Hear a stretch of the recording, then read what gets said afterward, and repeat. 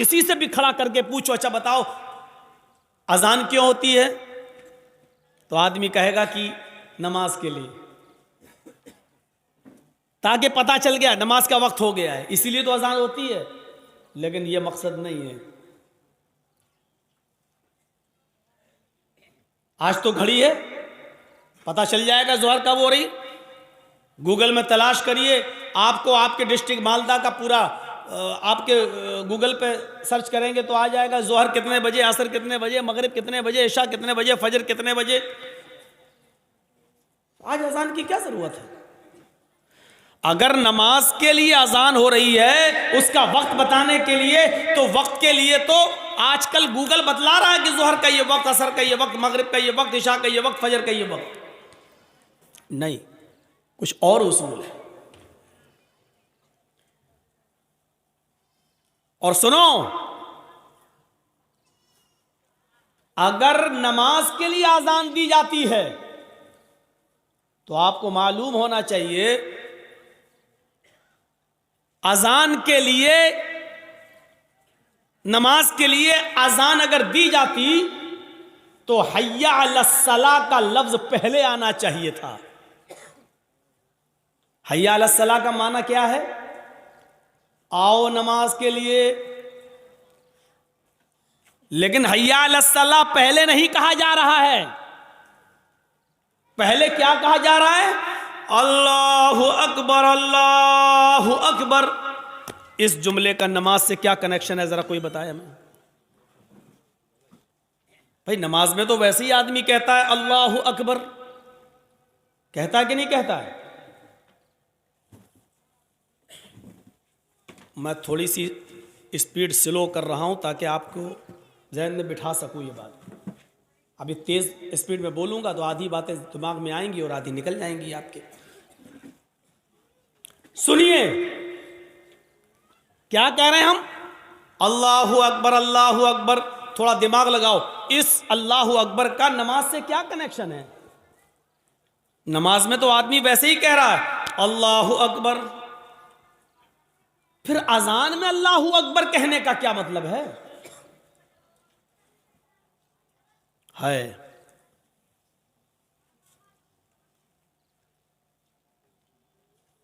अल्लाहु अकबर, अल्लाहु अकबर।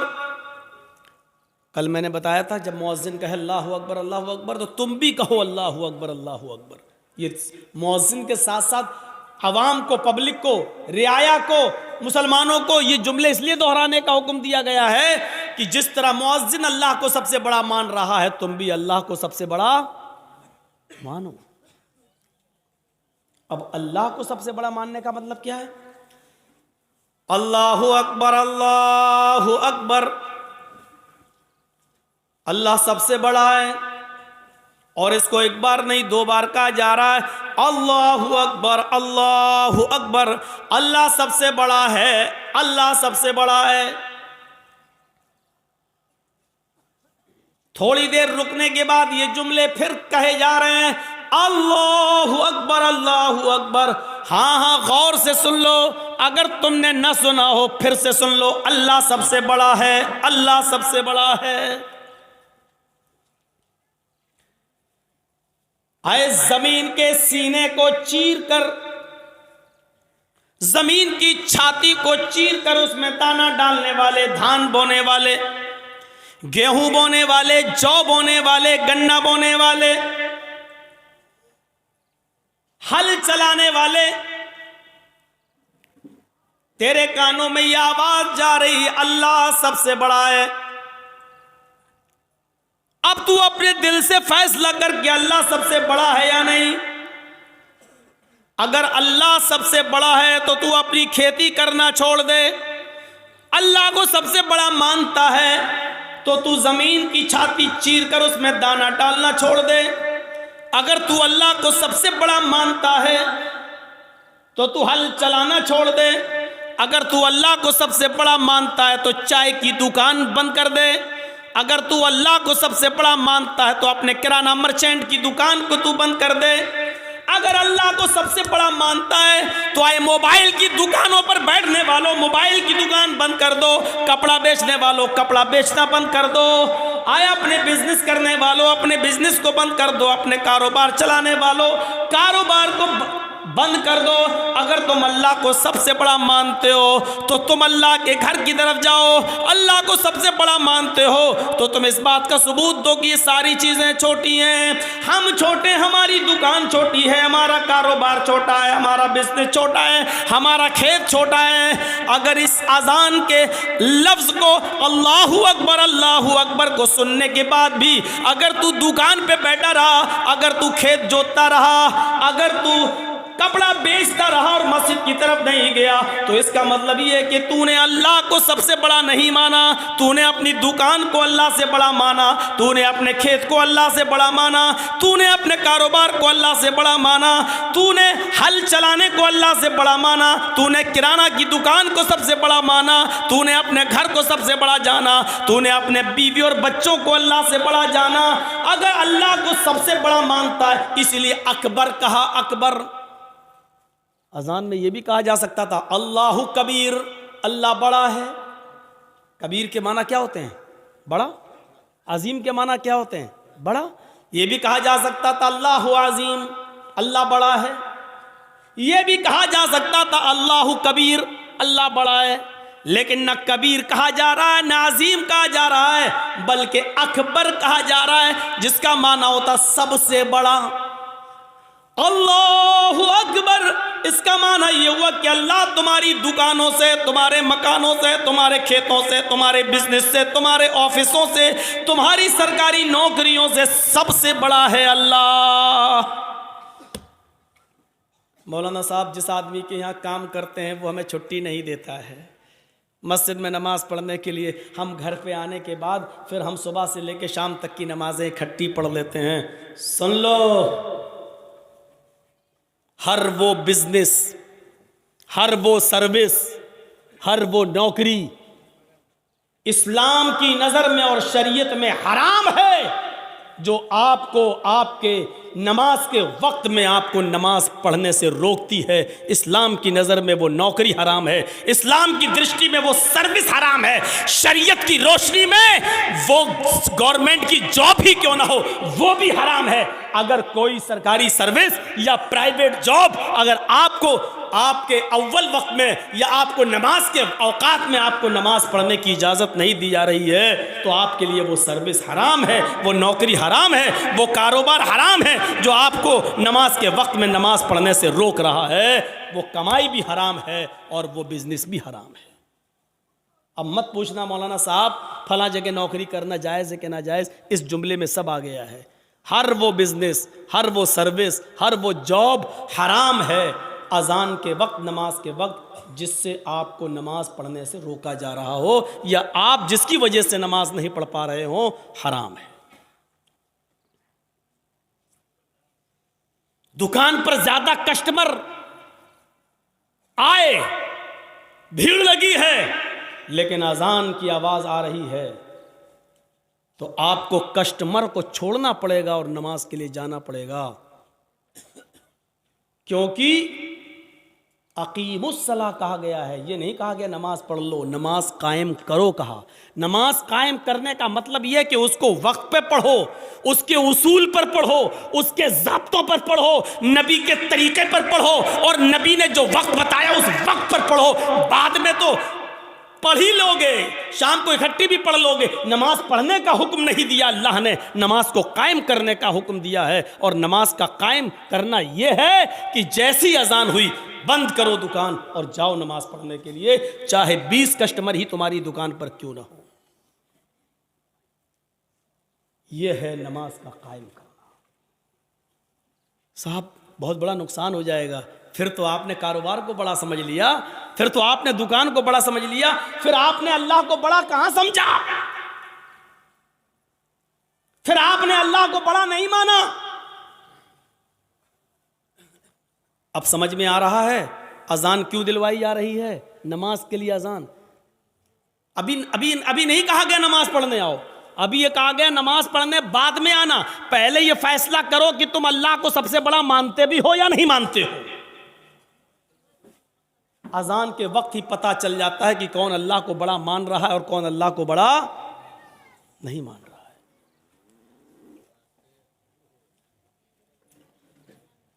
अजान के वक्त ही पता चल जाता है।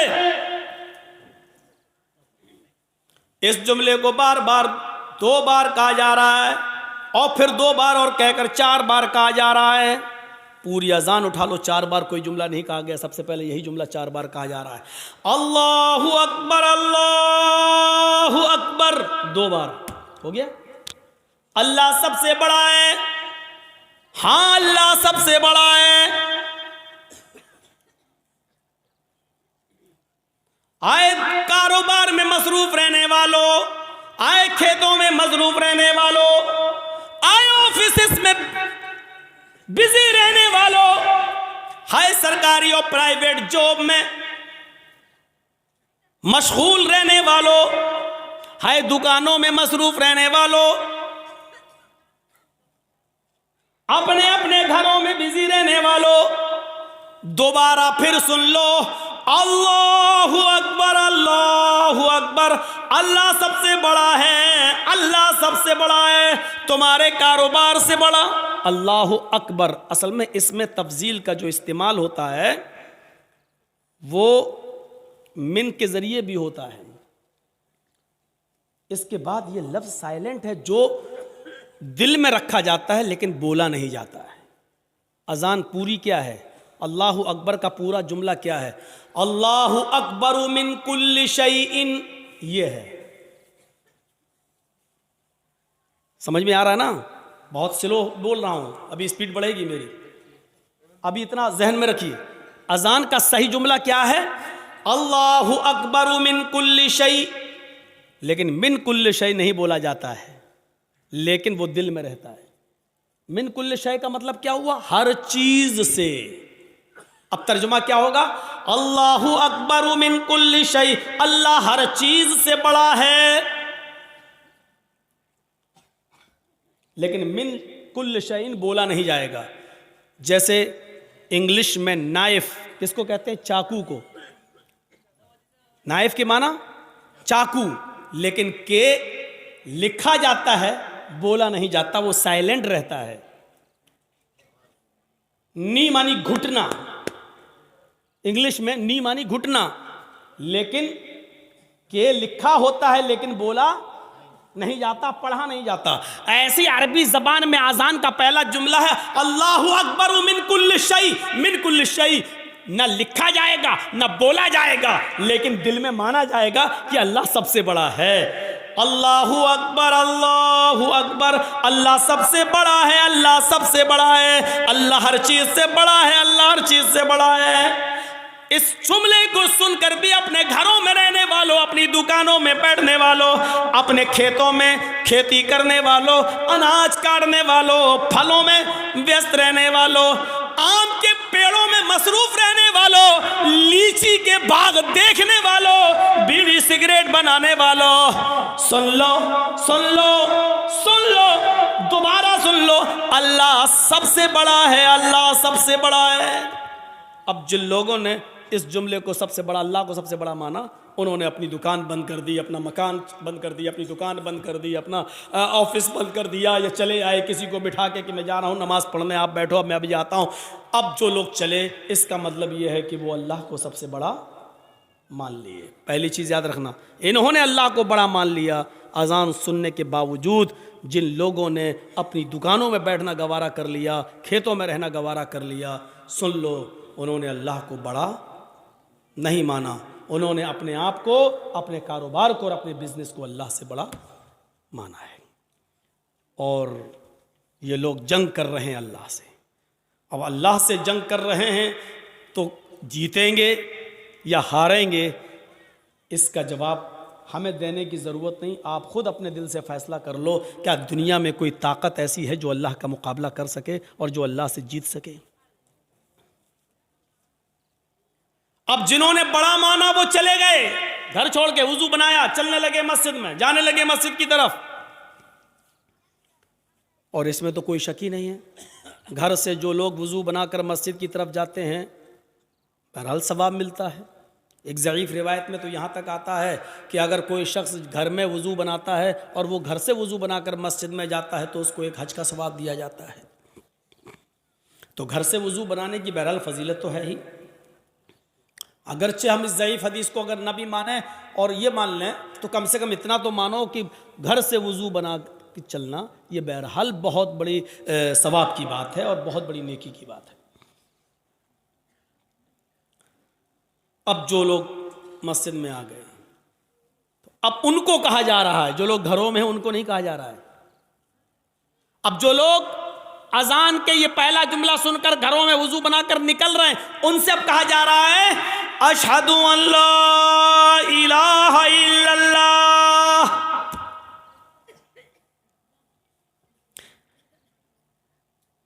मस्जिद में आने से पहले इस बात की गवाही दो, मैं गवाही देता हूं इस बात की कि अल्लाह के अलावा कोई माबूद नहीं। अशहदु अल्ला इलाहा इल्लल्लाह, मैं गवाही देता हूं इस बात की कि अल्लाह के अलावा कोई माबूद नहीं। यानी आप घर से मस्जिद की तरफ जा रहे हो नमाज पढ़ने तो याद रखो ये नमाज तुम्हारी अल्लाह के लिए है या किसी और के लिए। अल्लाह माबूद है, उसी के लिए नमाज होनी चाहिए। अल्लाह को माबूद मानो, अल्लाह के लिए नमाज पढ़ने जा रहे हो, यानी इबादत किसके लिए? अल्लाह के लिए होनी चाहिए। अब बाप के डर से नमाज पढ़ने बहुत से लोग आते हैं, अब्बा मेरे डांटेंगे नमाज पढ़ लो। मदरसे के बच्चे अरे नमाज पढ़ लो अजान हो गई नहीं तो टीचर मारेगा, वो टीचर के डर से पढ़ रहे हैं। और बहुत से लोग जुमे में सिर्फ इसलिए नमाज पढ़ने आ रहे हैं कि पूरे हफ्ते तो आए नहीं, जुमा भी नहीं पढ़ेंगे तो मोहल्ले वाले समाज के लोग कहेंगे देखो जुमे तक की नमाज नहीं पढ़ रहा है। तो जो लोग इसलिए नमाज पढ़ने आ रहे हैं वो समझ लें कि उनकी इबादत अल्लाह के लिए है ही नहीं। अगर नमाज पढ़ने आना है, मस्जिद में आना है, इबादत के लिए आना है, नमाज के लिए, तो अशहदु अल्ला इलाहा इल्लल्लाह इस बात की गवाही दो, मैं गवाही देता हूं अल्लाह के अलावा कोई माबूद नहीं है। अगर अल्लाह के लिए इबादत करने जा रहे हो तब तो ठीक है, और अगर ये इबादत अल्लाह के लिए करने नहीं जा रहे हो तो अपने घरों में रहो। अगर मोहल्ले वालों के डर से जा रहे हो तो मत जाओ, अगर उस्ताद के डर से नमाज पढ़ रहे हो तो मत पढ़ो, अगर बाप के डर से नमाज पढ़ रहे हो तो मत पढ़ो, अगर मोहल्ले और समाज के डर से नमाज पढ़ रहे हो तो मत पढ़ो। और अगर जा रहे हो तो अल्लाह को सबसे बड़ा मानकर जाओ और इबादत भी अल्लाह के लिए करने जाओ, किसी गैर का उसमें नाम नहीं होना चाहिए, किसी गैर का उनसुर नहीं होना चाहिए। अब अगर तुम अल्लाह के लिए इबादत भी करने जा रहे हो और तुमने दिल में ठान लिया कि इबादत हम अल्लाह ही की करेंगे किसी और की नहीं, तो अब उन लोगों से कहा जा रहा है अशहदु अन्ना मुहम्मदर रसूलुल्लाह, कहो मैं गवाही देता हूं इस बात की कि मोहम्मद सल्लल्लाहु अलैहि वसल्लम अल्लाह के रसूल हैं। यानी नमाज नबी के तरीके पर पढ़ना पड़ेगी, अपने मनमानी तरीके पर नमाज नहीं पढ़नी पड़ी नहीं। अगर मनमाने तरीके पर नमाज पढ़ना है तो मत आओ, अब अल्लाह की इबादत करने जा रहे हो तो रसूल के तरीके पर नमाज पढ़ना पड़ेगी। जोहर में कितनी नमाज? जितनी नबी ने बताई। असर में कितनी? जितनी नबी ने बताई। मगरिब में कितनी? जितनी नबी ने बताई। तरावी कितनी पढ़ें? 20 या 8? न तेरी 8 न मेरी 20, जितनी जनाब मोहम्मद रसूलुल्लाह सल्लल्लाहु अलैहि वसल्लम ने बताई। मेरे भाइयों, ये नमाज पढ़ने जा तो रहे हो लेकिन ये अकीदा दिल में रखो कि हम रसूलुल्लाह के तरीके पर नमाज पढ़ेंगे। नमाज से पहले वज़ू, वज़ू से पहले पाकी, आप खुद पाक हों पहले, और फिर छोटी नापाकी क्या है? वज़ू।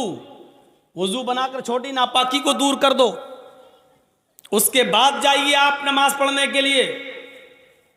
और ये इबादत कैसे करेंगे?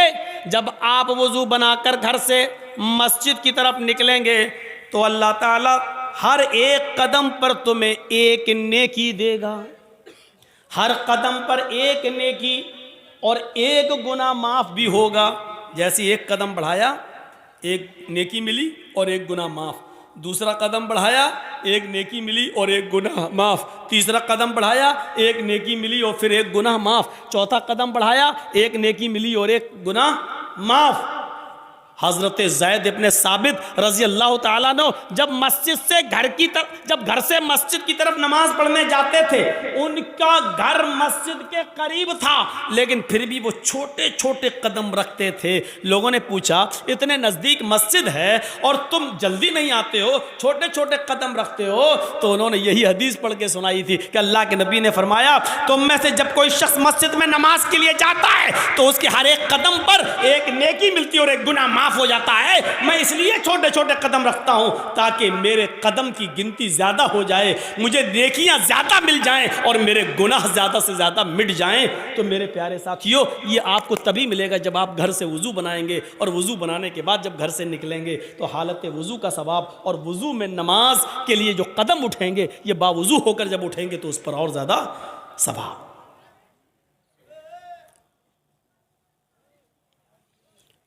तो अल्लाह को पहले सबसे बड़ा मानो।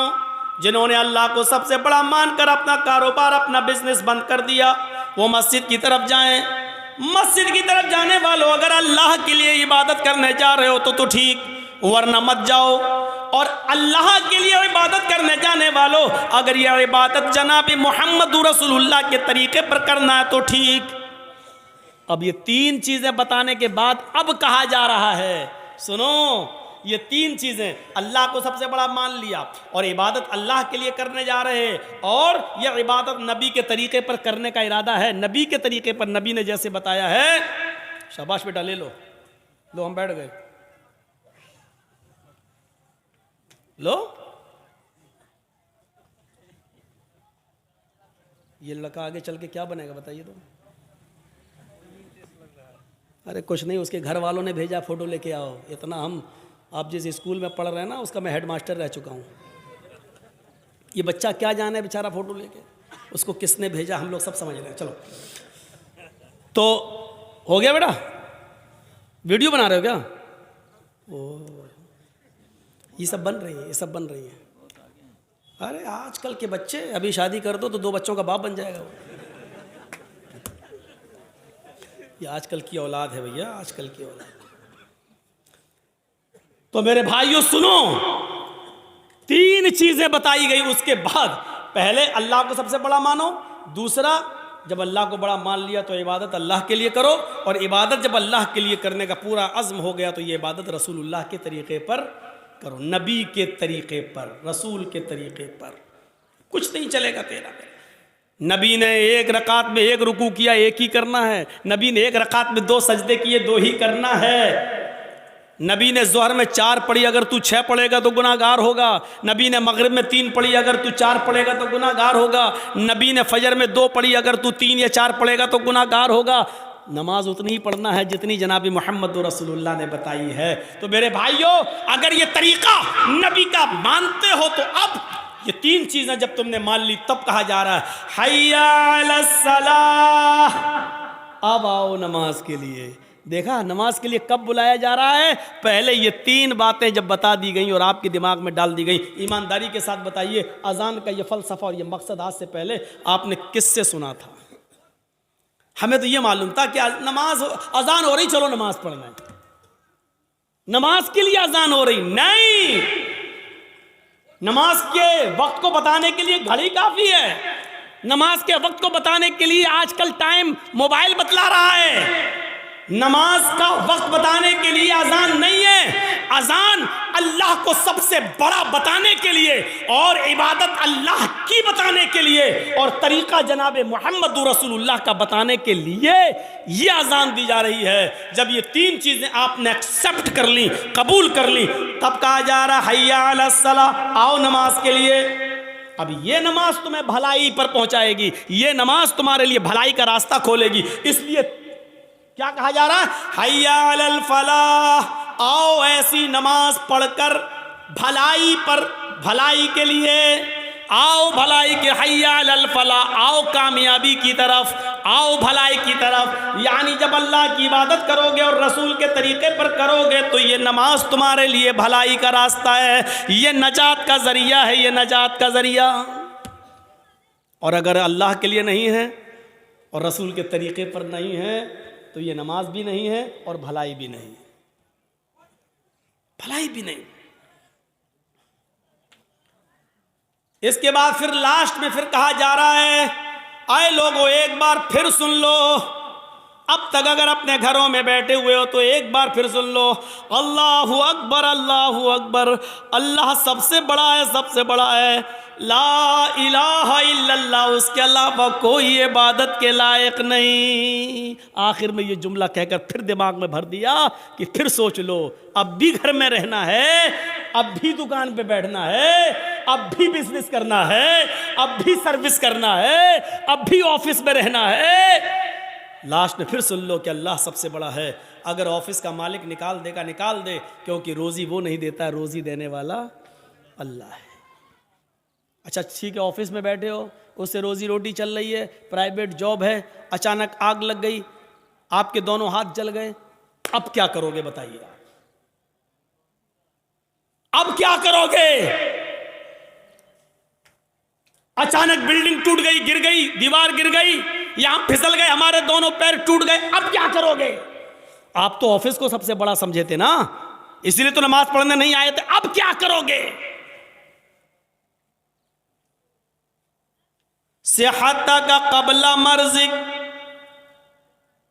अपनी तंदुरुस्ती को, अपनी जवानी को, अपनी बीमारी से पहले गनीमत जान ले और अल्लाह की इबादत कर ले। तसव्वुर करो, अजान का मकसद यह है, इसलिए होती है ये अजान, इसलिए दी जाती है ये अजान, ताकि अल्लाह का सबसे बड़ा होने का तसव्वुर हमारे दिमाग में रहे और अल्लाह की इबादत करने का तसव्वुर हमारे दिमाग में रहे और इबादत जनाब मोहम्मद रसूलुल्लाह सल्लल्लाहु अलैहि वसल्लम के तरीके पर करने का तसव्वुर हमारे दिमाग में रहे। दुनिया में बहुत से नबी आए, सुनिए, और हर नबी पर नमाज फर्ज थी, हर नबी पर नमाज फर्ज थी। हजरत इब्राहिम अलैहिस्सलातु वस्सलाम ये कहा करते थे, इन्ना सलाती व नुसुकी व महयाया व ममाती लिल्लाहि रब्बिल आलमीन, मेरी नमाज, मेरी कुर्बानी, मेरी जिंदगी और मेरी मौत अल्लाह के लिए है। कुरान कह रहा है ना, इन्ना सलाती व नुसुकी व महयाया व ममाती लिल्लाहि रब्बिल आलमीन, मेरी नमाज, मेरी कुर्बानी, मेरी जिंदगी, मेरी मौत किसके लिए? अल्लाह के लिए। इसका मतलब यह है कि इब्राहिम अलैहिस्सलाम पर भी नमाज फर्ज थी। जब अपनी बीवी हाजरा को और अपने बच्चे छोटे इस्माइल को जब छोड़ दिया था बियाबान जंगल में, और जब चले गए बहुत दूर, बीवी और बच्चे की आंखों से ओझल हो गए, तो इब्राहिम अलैहिस्सलाम ने जो दुआ की थी वो दुआ को देखो कुरान रिकॉर्ड करता है, और रब्बी इन्नी अस्कंतु मिन ज़ुर्रियती बिवादिन गैरि ज़ी ज़रा इंद बैतिकल मुहर्रम लियुकीमुस सलाह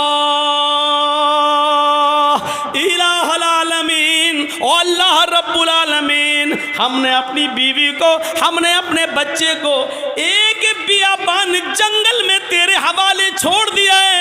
उस जंगल में कोई नहीं है, इंसानी आबादी नहीं है, उस जंगल में कोई रहता नहीं है, कोई बंदा नहीं है। बिवादिन गैरि ज़ी ज़रा, बेआबो गहवा दिए, वहाँ दरख्त भी पैदा नहीं होते, वहाँ बियाबान जंगली जंगल है, वहाँ से कोई काफिला भी नहीं आता है। थोड़े बहुत दरख्त जो दिख रहे हैं उन पर परिंदों के घोंसले भी नहीं हैं, एक चिड़िया का भी पता नहीं है। ऐसी बियाबान जंगल में जो गैर आबाद है, गैर ज़ी ज़रा है, उस जंगल में हमने अपने बीवी बच्चों को छोड़ दिया है। इंद बैतिकल मुहर्रम, तेरे काबिल एहतराम घर के पास, जहाँ तेरा घर तामीर होगा, जहाँ हमें तेरा घर बनाना है, जहाँ खाने काबा को बनाना है, जहाँ किबला बनना है, जहाँ किबले की तामीर होना है, तेरा घर बनना है, ऐसे घर के पास हमने अपने बीवी बच्चे को छोड़ दिया है। लियुकीमुस सलाह, ताकि उससे फैलने वाली जुर्रियत, मेरे बीवी बच्चे लियुकीमुस्सलाह, नमाज कायम कर सकें, नमाज अदा कर सकें, नमाज पढ़ सकें। अपने बीवी को और बच्चे को छोड़ दिया है, एक भी परिंदा नहीं है, काफिला नहीं है, इंसान नहीं रह रहा है, साए साए बीतती है, खतरनाक जानवरों का डेरा है, लेकिन यही खाने काबा बनना है, यही अल्लाह का घर बनना है। इसी खाने काबा का तवाफ आगे चल के होना है और सारी दुनिया इसी की तरफ आगे चल कर रुख करके नमाज पढ़ने वाली है। हमें इसी जगह पर अपने बीवी बच्चों को छोड़ दिया है ताकि मेरी बीवी से, मेरे बच्चों से जो नस्ल फैले, जो तादाद बढ़े, जो संख्या बढ़े, जो आबादी बढ़े, लियुकीमुस्सलाह, वो तेरी लिए नमाज पढ़ सकें, वो नमाज कायम करें, वो नमाज पढ़ने वाले हों। इब्राहिम अलैहिस्सलाम ये दुआ कर रहे हैं, हमने अपने बीवी और बच्चों को ऐसी जगह छोड़ा है जो बिल्कुल बियाबान है, लेकिन हमने वहां इसलिए छोड़ा है, वहां तेरा घर है इसलिए छोड़ा ताकि वो नमाज अदा करें, नमाज पढ़ें। कुरान की आयत से हमें पता चलना चाहिए कि नमाज की अहमियत क्या है। यही नमाज है। हजरत मूसा अलैहिस्सलाम को अल्लाह ने हुक्म दिया था, व अक़िमिस्सलात लिज़िक्री, आए मूसा तुम मेरी याद के लिए, मुझे याद करने के लिए नमाज कायम करो।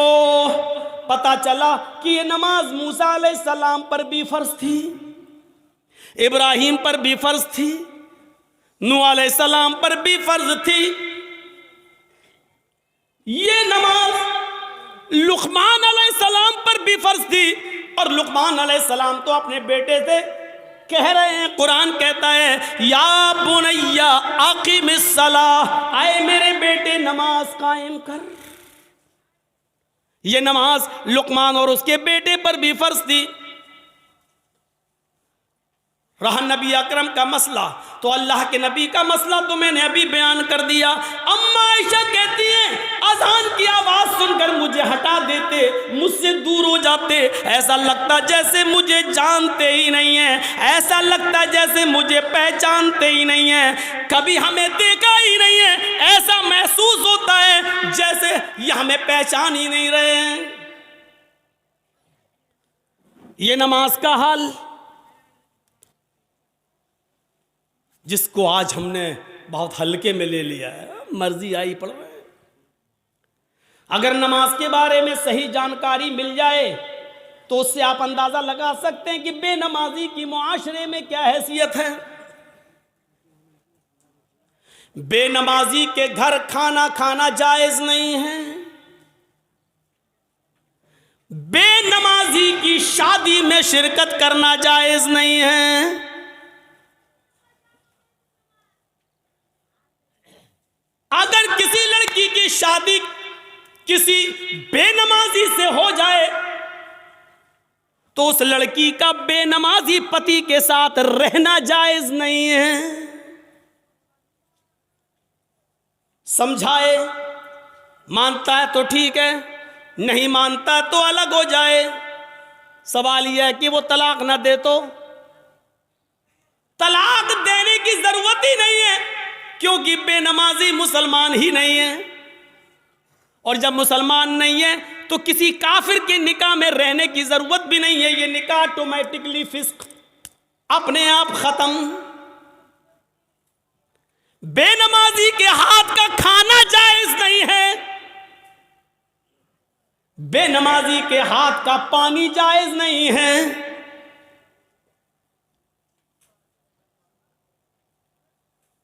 बेनमाजी अगर मर जाए तो उसकी नमाज़े जनाजा पढ़ना जायज नहीं है। बेनमाजी अगर मर जाए तो उसको मुसलमानों के कब्रिस्तान में दफन करना जायज नहीं है। क्या क्या बताऊं।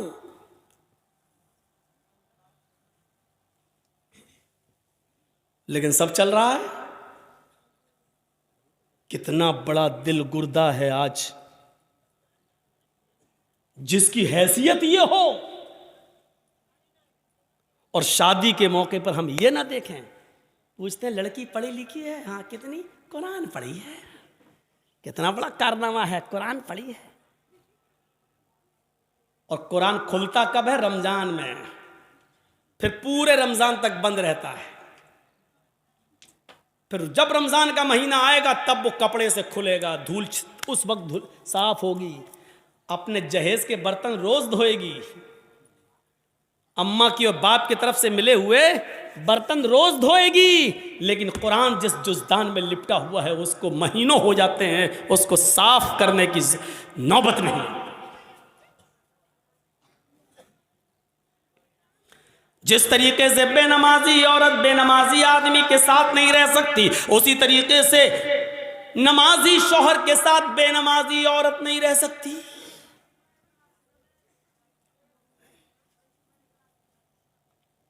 देख रहे हैं आप? इन नबियों पर भी नमाज फर्ज थी। ये अलग बात है कि किसी नबी के ऊपर 2 रकात फर्ज थी, किसी नबी के ऊपर 4 रकात फर्ज थी, किसी नबी के ऊपर 3 रकात फर्ज थी, किसी के ऊपर 2 टाइम की थी, किसी के ऊपर 3 टाइम की थी, सुबह दोपहर शाम, और किसी के ऊपर 5 टाइम भी थी, किसी के ऊपर 4 वक्त की भी नमाज फर्ज थी। लेकिन अल्लाह के नबी जनाब मोहम्मद रसूलुल्लाह सल्लल्लाहु अलैहि वसल्लम जब नबी बनाकर भेजे गए तो आपने ये नमाज 5 वक्त की फ़र्ज की, क्योंकि अल्लाह ताला ने 50 से 5 वक्त की कर दी। और जब 5 वक्त की फ़र्ज कर दी गई तो नमाज का उसूल ये बनाया कि फजर में 2 रकात रख दी, ज़ुहर में 4 रकात रख दी, असर में 4 रकात रख दी, मगरिब में 3 रख दी और इशा में 4 रख दी।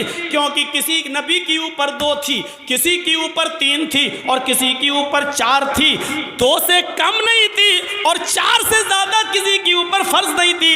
इसलिए अल्लाह के नबी ने 2 भी रखी, 3 भी रखी और 4 भी रखी, ताकि लोगों को इस बात का इल्म हो जाए कि मैं किसी नबी के खिलाफ नहीं हूँ। मैंने फजर में 2 रकात नमाज फर्ज की है ताकि उन नबियों की भी इक्तिदा हो जाए जो 2 रकात जो पढ़ा करते थे। 3 रकात भी मैंने मगरिब में रख दी है, क्योंकि कुछ नबियों पर 3 वक्त 3 रकात फर्ज थी, तो मैंने उनको की 3 रकात भी रख दी ताकि उस नबी की सुन्नत भी जिंदा हो जाए। और जिन नबियों पर 4 रकात फर्ज थी हमने ज़ुहर, असर और इशा में 4 रकात फर्ज कर दी ताकि उस नबी की सुन्नत पर भी अमल हो जाए। मैं नबियों का मुखालिफ नहीं हूँ, मैं रसूलों का मुखालिफ नहीं हूँ। हाँ, मैं आखिरी नबी हूँ। अब तरीका मेरा चलेगा, अब रास्ता मेरा चलेगा। दुनिया में 3 ही किस्म की मखलूक है। एक मखलूक जो हमेशा खड़ी रहती है, जैसे पेड़, दरख्त, पहाड़, ये खड़े हैं। कुछ मखलूक झुकी हुई होती है, जैसे भैंस, बकरी, गाय, भेड़। आप देखिए, हम लोग जब ऐसे रुकू में चले जाएं तो बिल्कुल वही शक्ल हो जाती है। और कुछ मखलूक ज़मीन से चिपकी हुई होती है, जैसे छिपकली, चूहा। दीवार पे भी चढ़ेगा तो चिपका हुआ होगा, ज़मीन पे होगा तो ऐसे होगा। ये 3 ही किस्म की मखलूक है, चौथी कोई किस्म नहीं है। और अल्लाह कहता है युसब्बिहु लिल्लाहि मा फिस समावाति व मा फिल अर्द, ज़मीन व आसमान की सारी मखलूक अल्लाह की तस्बीह बयान कर रही है, अल्लाह की हम्द व सना बयान कर रही है। अल्लाह के नबी सल्लल्लाहु अलैहि वसल्लम ने नमाज में ये तीनों कंडीशन लागू कर दी है। अल्लाहु अकबर, अय अल्लाह, ये पहाड़ भी तेरी हम्द व सना बयान करते हैं, ये दरख्तों के पत्ते भी हम्द व सना बयान करते हैं। अगर तुझे खड़े होकर की जाने वाली इबादत ज़्यादा पसंद है दरख्तों की, पहाड़ों की, तो देख मैं खड़ा हूँ। अल्लाहु अकबर, मेरी इस अदा को कबूल कर ले। अगर तुझे 4 पैर वाले जानवरों की इबादत ज़्यादा पसंद है तो देख मैं झुक गया हूँ। अल्लाहु अकबर, मैंने रुकू कर लिया है, देख मैंने भी उनकी तरह शक्ल बना ली है। अगर तुझे छिपकली, चूहे और जमीन पर रेंगने वाले कीड़े मकोड़े, सांप, बिच्छुओं की इबादत और उनकी तस्वीर पसंद है तो देख मैं सजदा कर रहा हूं। अल्लाहु अकबर, जमीन पर चिपक गए, सजदा कर लिया। अय अल्लाह, अगर तुझे ये हयात पसंद है तो मैं भी इस हयात को कर रहा हूं। तीनों चीजें नमाज के अंदर लागू कर दी हैं। पता नहीं अल्लाह को कौन सी अदा ज्यादा पसंद है। अल्लाह, तीनों अदाओं में से जो तुझे पसंद है वो कबूल कर ले। आइए एक और चीज बताता हूं आपको। अल्लाह के नबी सल्लल्लाहु अलैहि वसल्लम के पास चंद सहाबा आते हैं। हाँ सुनिए, जबरदस्त चीज। चंद सहाबा आते हैं और आकर कहते हैं, अय अल्लाह के नबी सल्लल्लाहु अलैहि वसल्लम, मैं जब मस्जिदों में नमाज पढ़ने जाता हूं तो ये काफिर कान लगा लगा कर सुनते हैं, दीवारों पर कान लगा कर सुनते हैं। जब हम जोर से मस्जिदों में नमाज की हालत में कुरान की तिलावत जब मैं जोर से करता हूं तो ये काफिर सुन लेते हैं बाहर से, फिर ये मस्जिदों में घुस जाते हैं और बेतहाशा मारते हैं। इतना मारते हैं कि मारते मारते पीटते पीटते हमें बदहाल कर देते हैं, लहू लुहान कर देते हैं। अल्लाह के नबी ने पूछा, अच्छा ये बताओ वो किस वक्त कान लगाकर सुनते हैं तुम्हारी दीवारों पर? कहा अल्लाह के नबी, शाम को जब वह काम करके वापस आते हैं, बहुत देर हो गई, तकरीबन 1.5 घंटा 1 घंटा, वहाँ बड़ा शोर हो रहा है, वो पीछे वो लोग सुन ही नहीं रहे, पता नहीं क्या खुरापाते कर रहे हैं। बच्चे नहीं हैं उसमें, कुछ बड़े भी हैं। उधर देखिए वो पीछे, और अभी तक नहीं सुन रहे। देखो वो फिर छलांग लगा रहा, कूद रहा, उनकी आवाज़ यहाँ तक आ रही है। कोई ऐसा आदमी नहीं है जो उनको भगा दे, उनको कह दे घर जाए।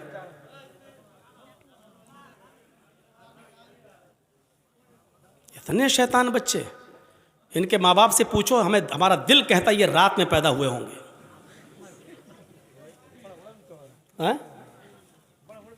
हाँ बड़ा बड़ा भी है, हमको यहाँ से दिख रहा है, अभी निगाहें इतनी कमजोर थोड़ी हुई हमारी।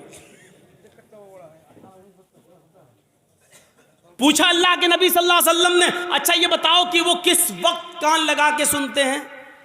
कहा अल्लाह के रसूल, वो जब शाम को काम करके वापस आते हैं,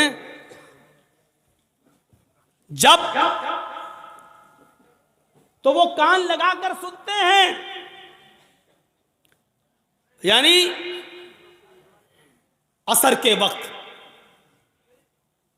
तो अल्लाह के नबी सल्लल्लाहु अलैहि वसल्लम ने फरमाया, अच्छा तो कान लगाते हैं वो दीवारों पर? कहाँ? तो ठीक है, फिर असर में तुम कुरान की किरात जोर से करना बंद कर दो, यानी आहिस्ता पढ़ लो। और कब कान लगाते हैं? कहा अल्लाह के रसूल, कैलूला करते वक्त।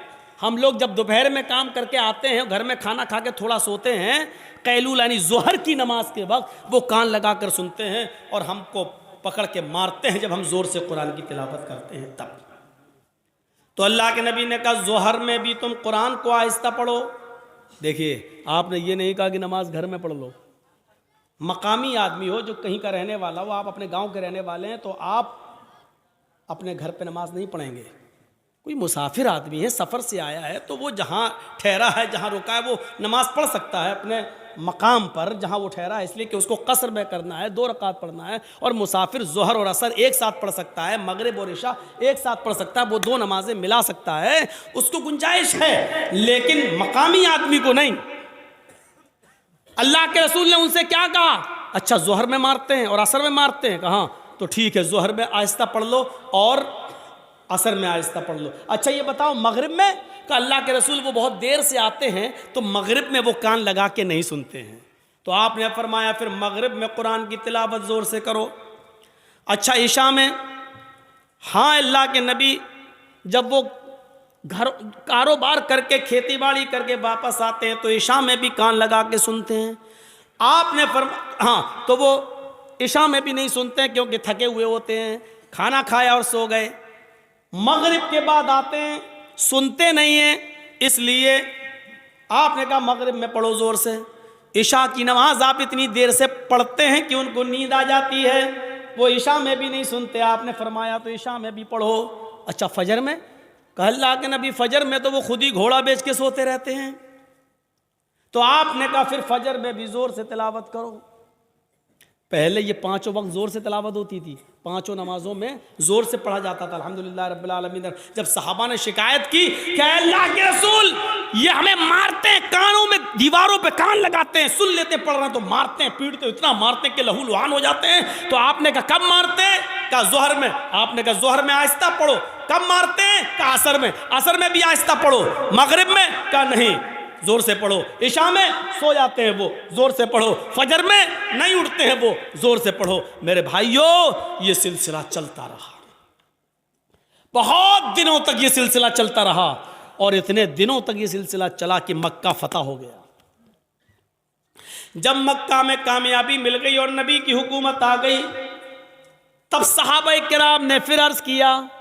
अब जो चीज बताना चाहता हूं वो सुनिए। अब सहाबा ने अर्ज किया, आए अल्लाह के नबी, जब हमारे हालात खराब थे, जब ये हमें मारते थे, पीटते थे, जिसकी वजह से आपने आहिस्ता पढ़ने का हुक्म दे दिया था जोहर में और असर में, अब तो ये मारते नहीं हैं, अब तो हुकूमत हमारे हाथ में आ गई, अब तो मक्का और मदीना की बागडोर हमारे हाथ में है, तो आए अल्लाह के नबी, हमें पहली वाली इजाजत दे दीजिए, अब हम फिर से पांचों वक्त की नमाजों में जोर से तिलावत करें।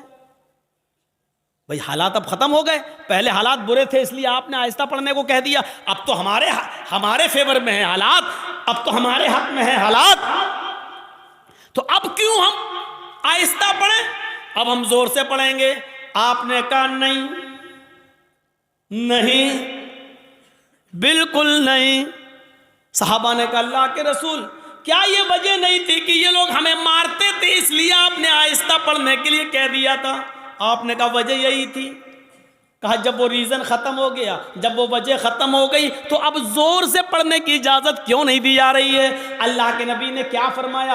आपने फरमाया इसलिए कि बाद में आने वाले लोग जब ये सोचेंगे कि ज़ोहर में, असर में आहिस्ता पढ़ने की इजाज़त क्यों दी, और मगरिब में, इशा में और फजर में जोर से तिलावत क्यों की जाती है, जब ये बाद में आने वाले लोगों को पता चलेगा, जब वो इसकी हिस्ट्री पढ़ेंगे, जब वो हदीसें पढ़ेंगे, जब उनको मालूम होगा कि सहाबा किराम मार खाते थे, इतना पीटे जाते थे कि उनकी चमड़ी उधड़ जाती थी, लहूलुहान हो जाते थे, इसके बावजूद उन्होंने नमाज नहीं छोड़ी, मारें खाई लेकिन नमाज पढ़ी, आहिस्ता पढ़ी लेकिन पढ़ी, नमाज छोड़ी नहीं है। जब उनको इस बात का इल्म होगा तब उनको पता चलेगा कि साहबा किराम ने बड़ी से बड़ी मुसीबतें झेली हैं लेकिन नमाज नहीं छोड़ी है, नमाज तर्क नहीं की है, तो फिर वो भी नमाजी बन जाएंगे, वो भी नमाज के पाबंद हो जाएंगे।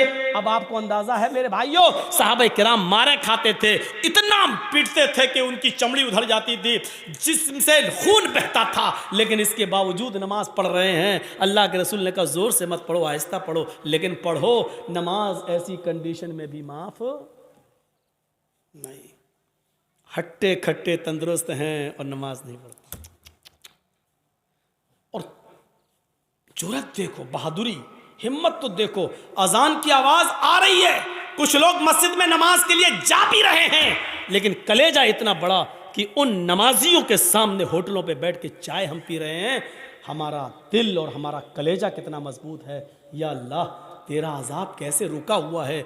इतनी बड़ी गलती अगर पुराने पिछले ज़माने की उम्मतों ने की होती तो अभी तक आग और पत्थर के अजाब से वो हलाक हो गए होते। अल्लाह रब्बुल आलमीन का अजाब हम पर आ क्यों नहीं रहा है? इसकी वजह क्या है? इतना बड़ा कलेजा। मस्जिद के सामने होटल के बाहर, मस्जिद के बाहर होटल पे बैठ जाए हम, और नमाज मस्जिद के अंदर हो रही हो, और हम मस्जिद के सामने से गुजर जाए साइकिल लेकर और बाइक लेकर।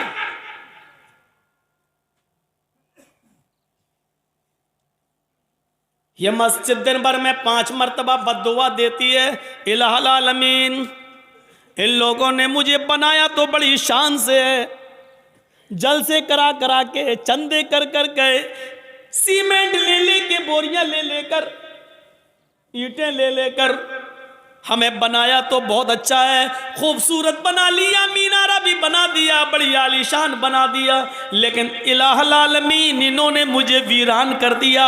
बनाने के बाद मुझे आबाद नहीं किया। आय अल्लाह, इन्होंने मेरा पेट नहीं भरा। अल्लाह, इन्होंने मुझे बनाने के बाद मेरे पास नहीं आए, मेरी गोद में नहीं आए।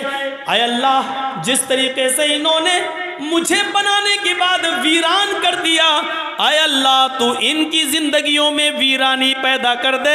अल्लाह, जिस तरह इन्होंने मुझे बर्बाद किया तू इनको बर्बाद कर दे।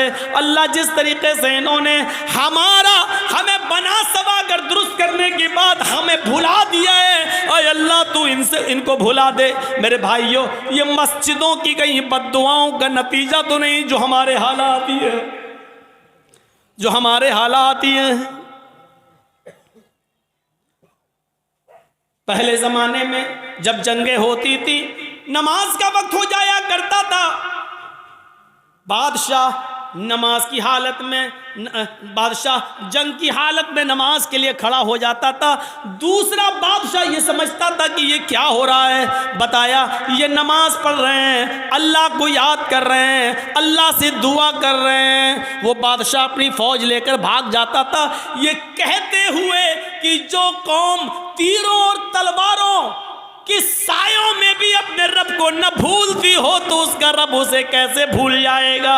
जो कौम तलवारों के सायों में पली हुई हो, तीरों तलवारों के सायों में जो नमाज अदा कर रही हो, ऐसी पोजीशन में भी वो अपने रब को भूल नहीं रही हो, अपने रब की इबादत कर रही हो, फिर उसका रब हमारे साथ क्या करेगा अगर हमने इनको इस पोजीशन में मारा। वो अपनी फौज, अपने हथियार, अपने घोड़े, अपना सारा हथियार वहीं पर डालकर भाग जाया करते थे, ये कहते हुए कि आय अल्लाह वालों, हम तुम्हारा मुकाबला नहीं कर सकते, आय अल्लाह वालों, हम तुम्हारा मुकाबला नहीं कर सकते।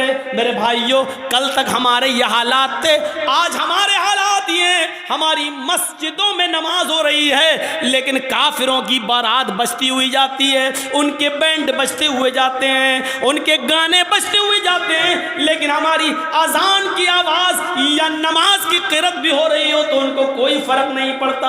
क्योंकि जब अजान और नमाज के वक्त हमने अपनी टीवियों को बंद नहीं किया है, जब हमने अपने घरों में टीवियां चलाना शुरू कर दी, तो फिर काफिरों के दिलों से भी हमारा रोबो दबदबा निकल गया, काफिरों के दिलों से भी हमारा रोबो दबदबा खत्म हो गया। क्यों होगा? हमने काफिरों के दिलों में अपनी इज्जत बनाई कहां है?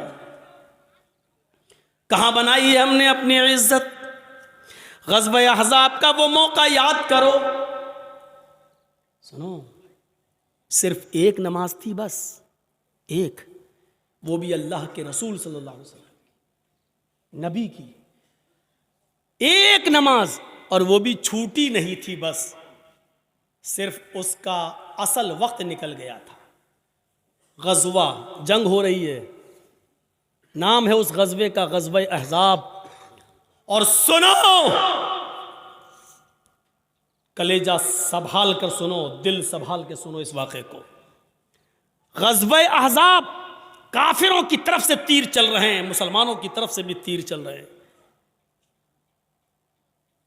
ये जंग इतनी खतरनाक हुई कि असर की नमाज का वक्त आ गया, लेकिन सहाबाए किराम संभल नहीं पाए। कोई इधर था, कोई उधर था। नमाज पढ़े तो कैसे पढ़ें? एक साथ होते तो चलो आधे पढ़ लेते, आधे जंग करते, फिर ये जो आधे पढ़ चुके होते ये जंग में चले जाते, जो छूट गए वो बाद में पढ़ लेते। लेकिन कोई इधर है, कोई उधर है। ये असर की नमाज का वक्त था, असर की नमाज का वक्त। अल्लाह के रसूल नमाज पढ़ा नहीं सके और सहाबा एक साथ जमा नहीं हो सके। कोई इधर से तीर चला रहा, कोई उधर से तीर चला रहा है, लेकिन तीर चलाते चलाते चलाते चलाते मगरिब का सूरज जो डूबता है, मगरिब की नमाज के लिए सूरज के डूबने से, सूरज के गुरूब होने से थोड़ी देर पहले सहाबा किराम ने उस जंग पर कामयाबी हासिल कर ली, यानी काफिरों को हरा दिया। लेकिन असर की नमाज का वक्त निकल गया। सुनिए, असर की नमाज का वक्त निकल गया था। जल्दी से वहीं साहबा ने तयम्मुम किया और वुजू बना, तयम्मुम पानी तो था नहीं, जल्दी से तयम्मुम किया और नमाज पढ़ना शुरू कर दी। सूरज डूबने से, गुरूब होने से पहले पहले अल्लाह के नबी ने और सहाबा ने असर की नमाज पढ़ ली। सिर्फ वक्त निकल गया, जो पढ़ना चाहिए था पौने, हम लोगों के यहाँ कितने बजे होती है असर? आपके यहाँ कितने बजे हो रही है असर? 2:45 पर? हाँ, कहीं 3:30 पे भी हो रही होगी, हम 3:15। आपकी मस्जिद में कितने बजे हो रही है? 3:15। अब 3:15 की जगह पर कोई आदमी 5:15 पे नमाज पढ़े तो वक्त निकल गया है ना उसका, असर का। मान लीजिए 5:30 पे सूरज डूब रहा है और 5:15 पे आदमी नमाज पढ़ रहा है, तो सूरज डूबने से पहले ही तो पढ़ रहा है वो। सूरज गुरूब होने वाला है, जल्दी से अल्लाह के रसूल ने और सहाबा ने तयम्मुम किया और नमाज पढ़ ली। और पढ़ने के बाद जो जुमले कहे वो सुनो, जो जुमले कहे उन काफिरों के लिए वो सुनो। मला अल्लाहु बुयूतहुम व कुबूरहुम नारा कमा हबसूना वशगलूना अनिस सलातिल वुस्ता। बुखारी शरीफ की हदीस के अल्फाज हैं। अल्लाह के नबी फरमाते हैं, इलाहुल आलमीन, जिन काफिरों की वजह से आज हमारी असर की नमाज का अव्वल वक्त निकल गया, आय अल्लाह, जिन काफिरों की वजह से आज मेरी असर की नमाज का असली वक्त निकल गया, वक्त पर हम नमाज नहीं पढ़ सके, सूरज डूबने से पहले आज हमने असर की नमाज पढ़ी, इसके जिम्मेदार ये काफिर हैं, ये जंग करने वाले, इनकी वजह से मेरी असर की नमाज का वक्त निकला है। मला अल्लाहु बुयूतहुम, आय अल्लाह इनके घरों को तू आग से भर दे, आय अल्लाह इनके घरों में आग लगा दे, आय अल्लाह इनके घरों में तू आग से भर दे। नमाज के वक्त अपने घरों में बैठने वालों, नबी अकरम की इस बद्दुआ पर जरा गौर करो। मला अल्लाहु बुयूतहुम, आय अल्लाह इनके घरों को तू आग से भर दे। मेरे नबी ने कभी किसी को बद्दुआ नहीं दी, मार खाया फिर भी माफ कर दिया। नबी की बेटी को जिसने पेट फाड़ा, हिबार इब्ने अस्वद ने तीर मारकर, नबी की बेटी ज़ैनब के पेट में हमल था, बच्चा था, तीर पेट में लगता है, बच्चा गिर जाता है। ज़ैनब मदीने पहुंचती हैं, होश में आती हैं तो उनको पता चलता है कि मेरे पेट का बच्चा गिर गया है, जाय हो गया है। इस सदमे को वो बर्दाश्त न कर सकी, इंतकाल कर गई। 10 साल के बाद जब हिबार इब्ने अस्वद सामने आया और मदीने में अल्लाह के नबी से माफी मांगने लगा कि मुझे माफ कर दो, मैं भी मुजरिम हूं और आपकी बेटी का कातिल हूं। 10 साल पहले आपकी बेटी के पेट में तीर मारा था, हमल गिर गया था। नबी अकरम की आंखों में आंसू आ गए, बेटी की याद आ गई, रोने लगे। लेकिन कहते हिबार, मेरी बेटी के कातिल, मैंने आज तक अपने लिए और अपने खानदान के लिए कभी बदला नहीं लिया। आज तूने माफी मांगी, जा, मैंने तुझे भी माफ कर दिया, जा जा जा हिबार, मेरी बेटी के कातिल, मैंने अपनी बेटी के कत्ल का खून माफ कर दिया। वो हमजा जो नबी का चचा और हिंदा ने पेट फाड़ा, नाक काटी, कान काटा, जबान काटी और इसी में धागा डालकर नाक, कान, जबान का हार बनाकर अपने गले में पहना। वो हिंदा जिसने हमजा का पेट फाड़ के कलेजा निकाला और चबाया, हिम्मत नहीं कर सकी उसको खाने की, थूक देती है। कटी हुई गर्दन, फटा हुआ पेट, निकला हुआ कलेजा, कटी हुई नाक, कटा हुआ कान, कटी हुई जबान। ये लाश जब नबी के सामने आई तो आपके आंखों में आंसू आ गए और कहा, आए हमजा, कयामत तक जितने भी लोग अल्लाह की राह में कत्ल किए जाएंगे ये शहीद होंगे, लेकिन तू कयामत के दिन सैयदुल शुहदा बनाकर उठाया जाएगा, तमाम शहीदों का सरदार बनाकर उठाया जाएगा। ऐसा हाल करने वाली हिंदा जब नबी के सामने आई तो आपने कहा, क्या चाहती हो? माफी। आपने कहा, हिंदा जा, मैंने तुझे भी माफ कर दिया।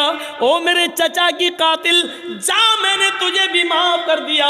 मेरी चचा की लाश को बिगाड़ने वाली, जा, मैंने तुझे भी माफ कर दिया।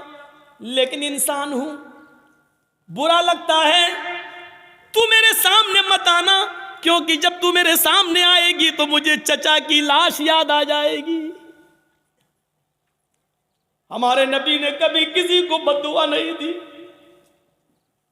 ताइफ वालों ने इतना मारा कि सर फट गया, सर से खून निकला, पैरों पे गिरा, खून जम गया, जूते तक उतर नहीं पा रहे थे उस जमे हुए खून की वजह से। दो फरिश्ते आए, अरे अल्लाह के नबी, कहो तो इन ताइफ वालों को दो पहाड़ियों के बीच में पीस दूं। मैं जब गया था हज के उम्रे के लिए तो मेरे वहाँ बहुत प्रोग्राम कराए गए थे, जिद्दा में हुए, दम्माम में हुए और मक्के में हुए, मदीने में हुए। तो हमको ताइफ भी लोग लेकर गए और वो पहाड़ी हमको दिखाई थी लोगों ने वहाँ ताइफ के अंदर, जिस पहाड़ी पर चढ़कर काफिरों ने नबी अकरम को पत्थर मारे। वहाँ के लोग जो थे वो, उन लोगों ने बताया कि मौलाना साहब ये वो जगह है, यहाँ नबी खड़े थे, ऊपर से काफिर पत्थर मार रहे थे। उस जगह को देखा है हमने अपनी आंखों से, काफी ऊंचाई पर से पत्थर मार रहे, जोर से पत्थर, ऊंचाई से पत्थर मारेंगे और वो नबी के सर पे लगेगा तो कितनी जोर से लगता होगा। फरिश्ते मौजूद, वो दोनों पहाड़ी जिसके बीच में ताइफ बसा हुआ है, अगर इस पहाड़ी को यहां से लाया जाए, उस पहाड़ी को यहां से लाया जाए, दोनों को मिलाया जाए तो इस पहाड़ी के बीच में जितने लोग रहते हैं कब पिस के सुरमा बन जाए, कुछ नहीं कहा जा सकता। फरिश्तों ने कहा, आप कहिए तो इन ताइफ वालों को इस दोनों पहाड़ियों के बीच में लाकर पीस दें, इनको कुचल दें, इनको ख़त्म कर दें, इनको बर्बाद कर दें। तो अल्लाह के रसूल ने क्या कहा? नहीं। फरिश्तों ने दोबारा कहा तो अल्लाह के नबी ने फरमाया, अल्लाहुम्मा हद कौमी फइन्नहुम ला यअलमून। आए फरिश्तों, नहीं नहीं, इनको मारो नहीं, अल्लाह इनको हिदायत देगा और इंशाअल्लाह इनकी पुश्त से आने वाली नस्लें मुसलमान होंगी, इनकी नस्लें कलमा पढ़ने वाली होंगी, मुझे नबी मानने वाली होंगी। आए अल्लाह तू इनको हिदायत दे, ये मुझे जानती नहीं है कि मैं कौन हूं। आपने उस मौके पर भी बदला नहीं लिया। देख रहे हैं आप, बेटी के कातिल को माफ कर रहे हैं, बदला नहीं ले रहे हैं, हिंदा को माफ कर रहे हैं, इंतकाम नहीं ले रहे हैं। ताइफ में पत्थर खाने के बावजूद फरिश्ते पत्थरों का ताइफ वालों को पीसना चाहते हैं, लेकिन नबी इंतकाम नहीं ले रहे हैं। कह रहे हैं, अल्लाह तू इनको हिदायत दे। मार खाकर दुआएं देने वाले नबी, लेकिन आज उसूल देखो, जिसने कभी बद्दुआ नहीं दी आज वो बद्दुआ दे रहा है। क्या कह रहा है? मला अल्लाहु बुयूतहुम, आय अल्लाह इन काफिरों के घरों को आग से भर दे, इसलिए कि आज इन्होंने मेरी बेटी को कत्ल नहीं किया, मेरे चचा का कलेजा नहीं निकाला, नाक नहीं काटी, कान नहीं काटा, इन्होंने आज मुझे नहीं मारा, बल्कि आज इनकी वजह से असर की नमाज का वक्त निकला। गौर करो, बेटी को मारा तो उसको माफ कर दिया, चचा का कलेजा निकाल के खाने वाली को माफ कर दिया, लेकिन जिनकी वजह से असर की नमाज छूट गई, वक्त पर नहीं पढ़ सके, उनको माफ नहीं कर रहे। अल्लाह के नबी कह रहे हैं, मला अल्लाहु बुयूतहुम, ऐ अल्लाह इनके घरों को तू आग से भर दे, और जब ये मर जाए आग में, और जब इनकी कब्रों, जब इनको दफन किया जाए कब्रों में, तो कुबूरहुम, ऐ अल्लाह मरने के बाद भी इनको बख्शना नहीं, इनकी कब्रों में भी आग लगा देना। कितनी डेंजर बद्दुआ है। अंदाज़ा लगाओ, नमाज जिनकी वजह से छूट रही है वो भी सोचें। जर्जी साहब नमाज पढ़ते हैं, नमाज का वक्त हो रहा है, मस्जिद में जा रहे हैं, और आप नमाज के वक्त में अपने घर में नाश्ता कराने ले जा रहे हैं, तो इसका मतलब यह है कि आपकी वजह से नमाज छूट रही है, आप सबब बन रहे हैं।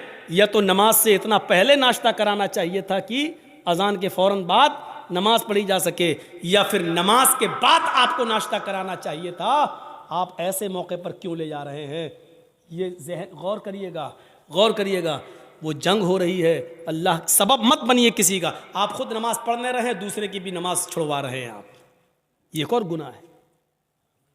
काफिर तो वैसे ही जहन्नमी है, लेकिन अल्लाह के रसूल सल्लल्लाहु अलैहि वसल्लम क्या कह रहे हैं? अल्लाह इनके घरों को आग से भर दे, और मरने के बाद जब ये कब्र में दफन हो तो इनकी कब्रों को भी तू आग से भर दे। कमा हबसूना व शगलूना अनिस सलातिल वुस्ता, क्योंकि आज इनकी वजह से मेरी असर की नमाज छूट गई। ओफो, एक वक्त की नमाज, और वो भी छूटी नहीं, पढ़ ली। मगरिब के बाद नहीं पढ़ रहे हैं, मगरिब से पहले ही पढ़ रहे हैं, लेकिन असल वक्त निकल जाने की वजह से अब हम अंदाज़ा लगाएं हम कहाँ खड़े हैं। मौलाना जर्जी साहब, आप चाहे कितना बोल लो नमाज के ऊपर, सुबह फजर की नमाज में हम फिर नहीं आएंगे, घर में सोते रहेंगे। हम तो बड़े बाप के बेटे हैं, हमारे ऊपर तो किसी की तक़रीरों का असर नहीं हुआ। 80-90 साल के बुजुर्ग उलमा आए, उनकी नहीं मानी, तुम तो कल के लौंडे, तुम्हारी क्या सुनेंगे? तुम्हारे जैसे 336 मौलवी रोज़ बोलते हैं, किसी की नहीं सुनी हमने, तुम्हारी क्या सुनेंगे? इस तकरीर के ख़त्म होने के बाद फिर भी फजर की नमाज में अगर हमने जमात के साथ नमाज नहीं पढ़ी तो लिख लो, आप अपने जलसा कराने में नाकाम हो गए। सोच लो, आपको कोई कामयाबी नहीं मिली जलसा कराने की। अगर तकरीरों से ईमान में ताजगी पैदा ना हो, मस्जिदों में नमाजियों की तादाद ना बढ़े, तो बेकार हैं ऐसे जलसे। इससे बेहतर था कि इशा की नमाज के बाद आप सोते और फजर की नमाज से पहले आप उठकर फजर की नमाज पढ़ लेते जमात के साथ। यह आपके लिए तकरीर सुनने से बेहतर होता। एक सहाबी रात भर नमाज पढ़ते रहे, अल्लाह अकबर, दुआ मांगते, फिर नमाज पढ़ी, दुआ मांगते रहे, नमाज पढ़ी, नमाज पे नमाज, सजदे पे सजदे, इशा से लेकर फजर तक बराबर नमाज पढ़ते रहे। नीयत थी फजर की नमाज पढ़कर सोएंगे, लेकिन थोड़ी देर पहले, फजर की नमाज से थोड़ी देर पहले उनकी आंख लग गई। अब सुनो, फजर की नमाज से थोड़ी देर पहले, भाई रात भर जाग लिए तो थोड़ी देर पहले ऐसे वैसे लेटे थे, चलो थोड़ा लेट जाते हैं, कमर सीधी करते हैं, अभी अजान का वक्त होने वाला है, गए काम से। थोड़ी देर की बात आंख खुली है? मस्जिद में नमाज हो रही है, जल्दी से वुजू बनाया, नमाज में शामिल हो गए। जमात तो मिल गई, दोनों रकातें मिल गईं, लेकिन फजर की नमाज से पहले जो 2 रकात सुन्नत पढ़ी जाती थी वो नहीं पढ़ पाए। सुन रहे हैं? गौर से सुनिए, वो नहीं पढ़ पाए। फजर की जमात नहीं छूटी थी, जमात मिल गई। भाई सो के उठे, जल्दी से वुजू बनाए, मस्जिद में चले गए, नमाज तो पढ़ ली, दोनों रकातें मिल गई, लेकिन सुन्नतें नहीं पढ़ पाए। बाद में जब वो सुन्नतें पढ़ने लगे, सुन्नतें पढ़ने के बाद, फ़र्ज़ नमाज के बाद जब अल्लाह के नबी ने सलाम फेर दिया, सलाम फेरने के बाद देखा कि वो कोई सुन्नत पढ़ रहे हैं। सुन्नत के बाद जब आपने उनको बुलाया, आपने उनसे कहा ये बाद में तुम कौन सी नमाज पढ़ रहे थे? कहा अल्लाह के रसूल, वो रात भर नमाज पढ़ी थी मैंने, इबादत की थी, और फजर की नमाज से थोड़ा पहले मुझे नींद आ गई, आँख खुली तो मैंने जल्दी से वुज़ू बनाया, मस्जिद में आ गया, जमात खड़ी थी, तो जमात के होते हुए हमने सुन्नत नहीं पढ़ी, पहले जमात पढ़ ली, बाद में सुन्नत पढ़ ली। तो अल्लाह के रसूल ने जो जवाब दिया वो सुनिए।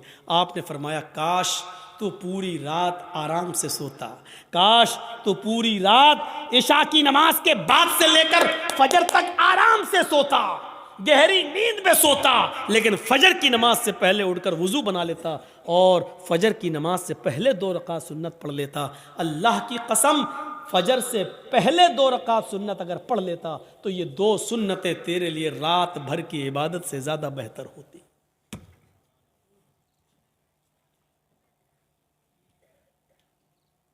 फजर की नमाज से पहले 2 रकात सुन्नत, तुम्हारी रात भर की इबादत से ज्यादा बेहतर होती है। क्यों जागे तुम रात भर? यानी ऐसी इबादत से क्या फायदा कि जलसा सुनो 12 बजे तक, 1 बजे तक, और सोते सोते 2 बज जाए, और फजर की नमाज में जब आप उठ ना सके और मस्जिद में ना जा सकें, तो ऐसे जलसों से क्या फायदा? ये बंद होने चाहिए ड्रामे। हाँ, मैं इसको ड्रामा कहता हूं। जो जलसे लोगों को नमाजी ना बना सके वो ड्रामा है। जो तकरीरें लोगों के दिलों में ईमान ताजा ना कर सके वो नौटंकियां हैं। वो लैला मजनू की कहानियां हैं।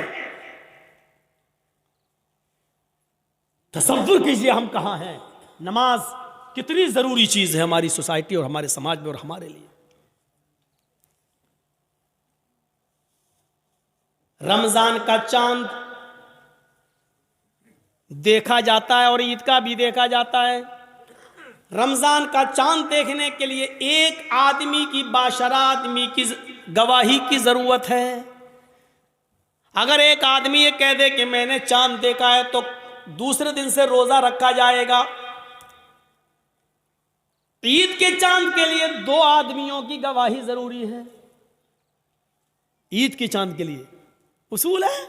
अब रमजान के लिए एक आदमी की गवाही काफी है, लेकिन ईद के चांद के लिए 2 की गवाही चाहिए। क्यों चाहिए? अल्लाह के नबी से पूछो। हर चीज का जवाब हमारे पास नहीं है, बस नबी ने कह दिया, हमें मानना पड़ेगा। ईद की चांद के लिए 2 आदमी की गवाही चाहिए है? लेकिन जब रमजान में एक आदमी की गवाही आप मानेंगे या ईद के चांद के लिए 2 आदमी की गवाही मानेंगे, तो उस वक्त भी देखा जाएगा ये एक आदमी जो रोजे की गवाही दे रहा है, ये 5 वक्त का नमाजी है या नहीं है। अगर 5 वक्त का नमाजी है, बाशरा है, समाज में इसको झूठा नहीं कहा जाता है, इसकी बात मानी जाती है, दीनदार है, नमाजी है, तो उसकी बात मानी जाएगी। नमाज रोजे का पाबंद नहीं है, जुमे तक की नमाज नहीं पढ़ता है, और ऐसा आदमी गवाही दे रहा है, तो उसकी गवाही भी, चाहे वो कितना भी सच बोल रहा हो, उसकी गवाही भी उसकी जेब में घुसेड़ दी जाएगी। भाग, नहीं तस्लीम की जाएगी। रोजे का चांद एक आदमी की गवाही है, और एक आदमी अगर नहीं देखता चांद, लेकिन एक औरत चांद देखती है, तो एक औरत की गवाही नहीं मानी जाएगी। 2 औरतों की गवाही एक मर्द के बराबर है। लिहाजा औरतें 2 होना चाहिए। आदमी एक आदमी अगर कह दे बाशरा हो कि मैंने रोजे का चांद देखा है रमजान का, तो रोजा रखा जाएगा। लेकिन एक औरत, चाहे वो कितनी भी नेक हो, दीनदार हो, नमाजी, तहज्जुद गुजार हो, लेकिन एक औरत अगर चांद की गवाही देती है तो उसकी बात नहीं मानी जाएगी। 2 औरतें होना चाहिए।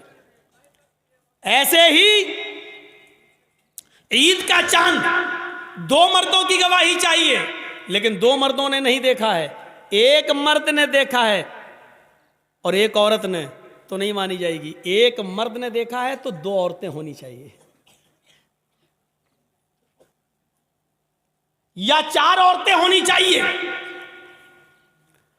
वो भी बाशरा। अब हम अपने जहन में इस बात को रखें कि जब यहां बेनमाजियों की गवाही नहीं मानी जा रही है, सोचिए तो और मामलात के अंदर बेनमाजी की हैसियत क्या होगी। आइए एक और चीज की तरफ हम तुम्हें लेके चलते हैं। या अय्युहल्लज़ीना आमनुस्तईनु बिस्सब्रि वस्सलाह, ये बड़ी प्यारी चीज हम आपको बताने के लिए चल रहे हैं मेरे भाइयों। या अय्युहल्लज़ीना आमनुस्तईनु बिस्सब्रि वस्सलाह, आई ईमानो वालो, तुम सब्र और नमाज के जरिए अल्लाह से मदद मांगो। बड़ी प्यारी आयत है। छोटा सा बच्चा है, अभी वो अपनी मां का दूध पीता है, 8-9 महीने का, 10 महीने का, 1 साल का है, चलता है, फिरता है, पूरी ताकत नहीं है, हल्के हल्के पैरों से चलता भी है, गिरता भी है। कभी कभी उसके सामने अनजान आदमी आ जाए तो डरता भी है। उसके सामने कोई कीड़ा मकोड़ा टहलने लगे तो वो डरता भी है। आपने देखा होगा, मां ने अपने बच्चे को छोड़ा, चलना सिखा रही है, थोड़ा चलता है गिरता है, थोड़ा चलता है गिरता है। माँ थोड़ी दूर हट के देखती है, देखे कितनी दूर जाता है बच्चा। बच्चा थोड़ी दूर गया, वहां कोई जानवर देखा, कोई कीड़ा मकोड़ा देखा, वो उधर से पलटा भागता है अपने मां के पास। मां जल्दी से अपने दोनों बाहें फैला देती है, और बच्चा जब डरता है तो वो अपनी मां की गोद में आ जाता है। जैसे ही बच्चा अपनी मां की गोद में आता है, वो अपने आप को बिल्कुल महफूज कर लेता है, समझ लेता है। अब वो समझता है कि मैं सबसे बड़े खतरे से टल चुका हूं।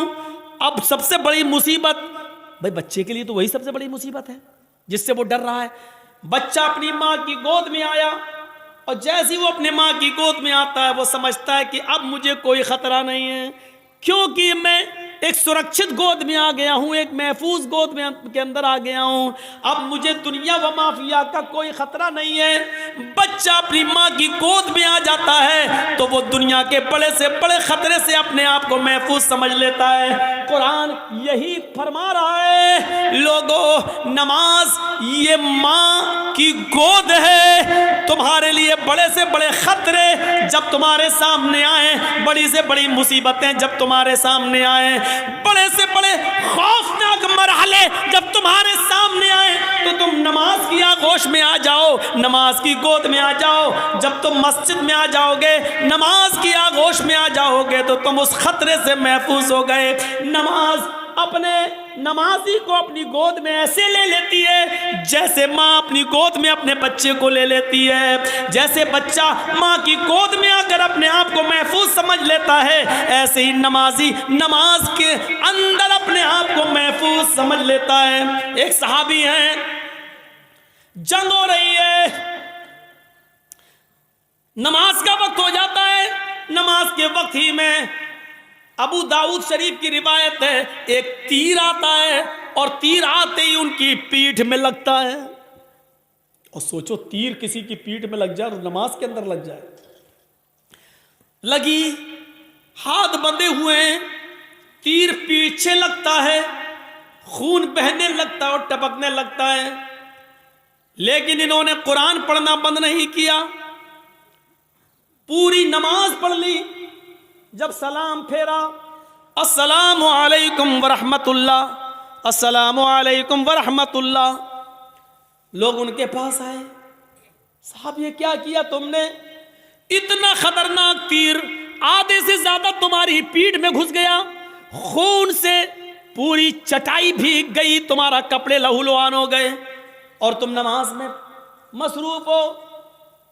उस सहाबी ने जवाब दिया, जब मैं नमाज पढ़ रहा था, अल्लाह की कसम मेरी पीठ में कब तीर लगा मुझे पता ही नहीं चला, इसलिए कि मैं सूरह कहफ की तिलावत कर रहा था और सूरह कहफ की तिलावत करते हुए मुझे इतना मजा आ रहा था, इतना इंजॉय मिल रहा था। सूरह कहफ की तिलावत ने मुझे तीर की तकलीफ भुला दिया, मुझे पता ही नहीं चल रहा है कि मुझे तीर लगा है। ये तो तुम अभी बतला रहे हो कि मुझे तीर लगा है, अब देख रहा हूं कि ये खून है, मुझे तो एहसास ही नहीं हुआ।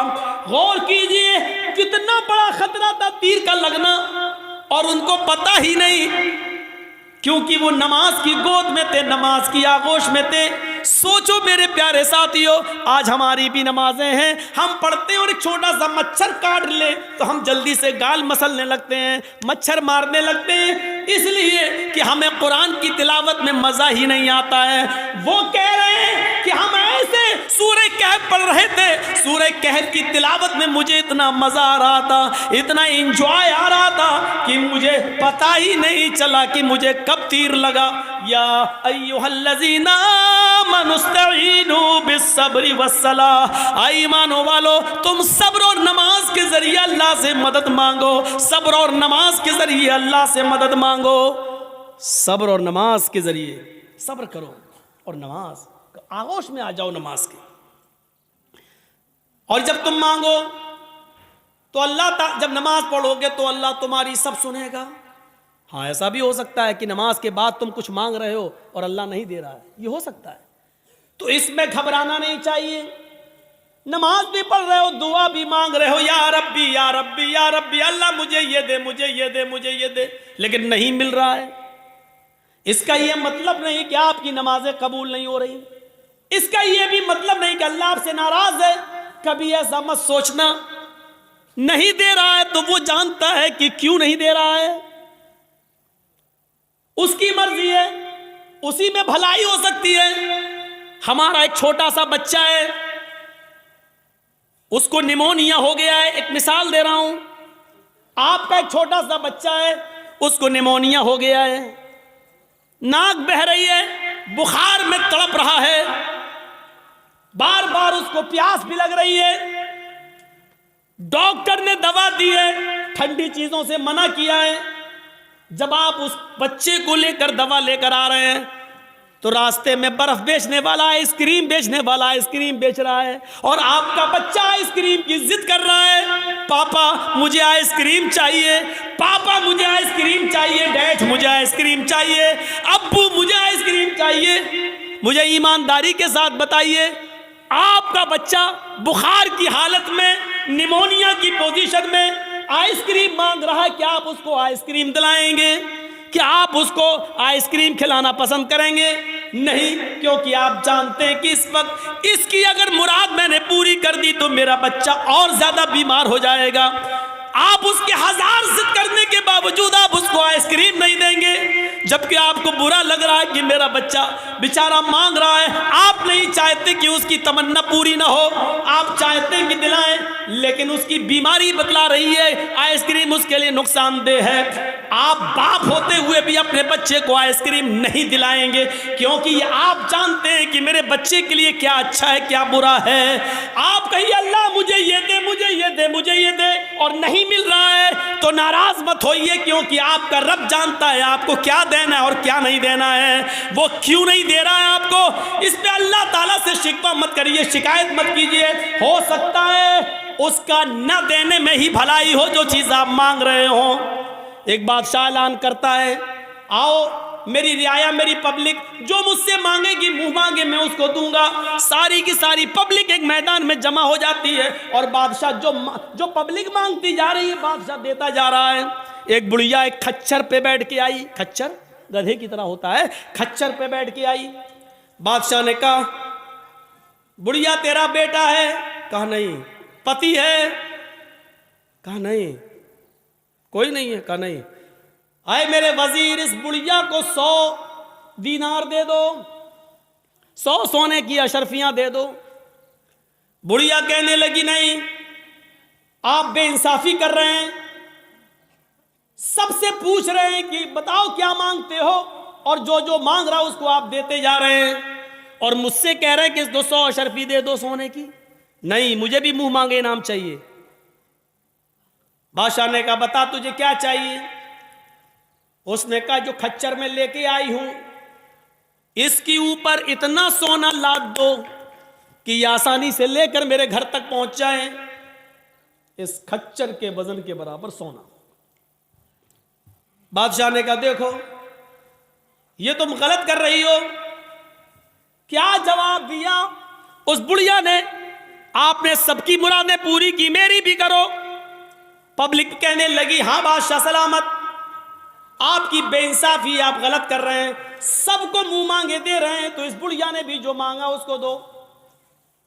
बादशाह ने कहा, जाओ सोना लेकर आओ और इसके खच्चर पर लाद दो।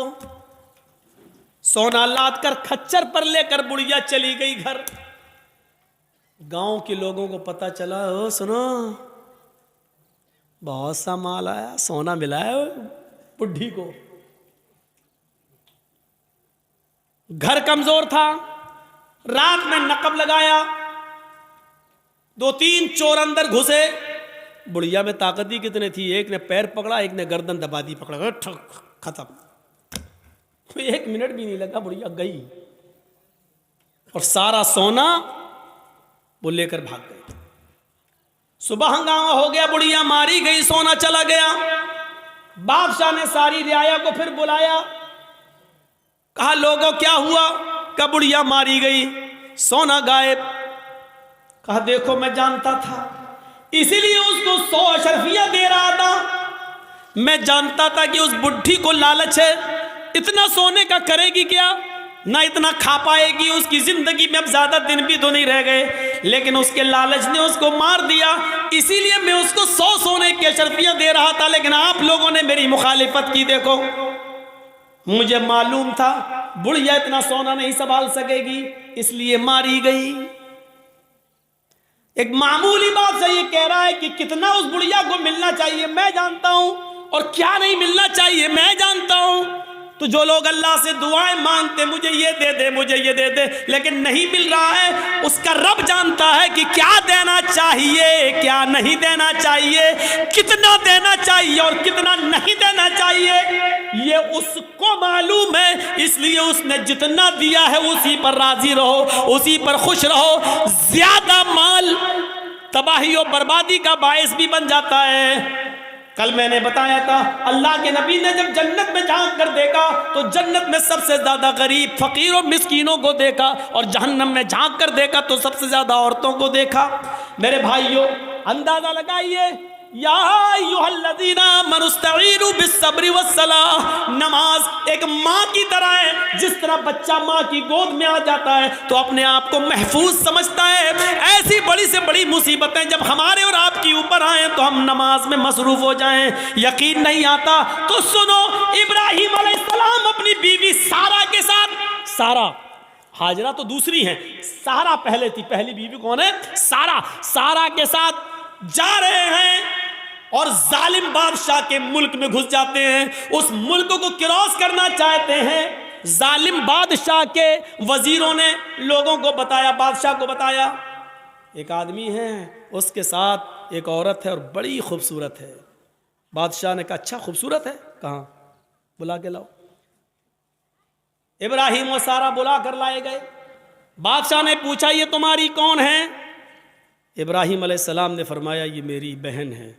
इब्राहिम अलैहिस्सलाम ने ये सुन रखा था कि उस बादशाह को अगर ये कह दिया जाए कि ये मेरी बहन है, तो भाई के साथ जब बहन को देखता है तो वो फिर हाथ नहीं लगाता है, छोड़ देता है। तो कह दिया कि बहन है। ये झूठ नहीं था।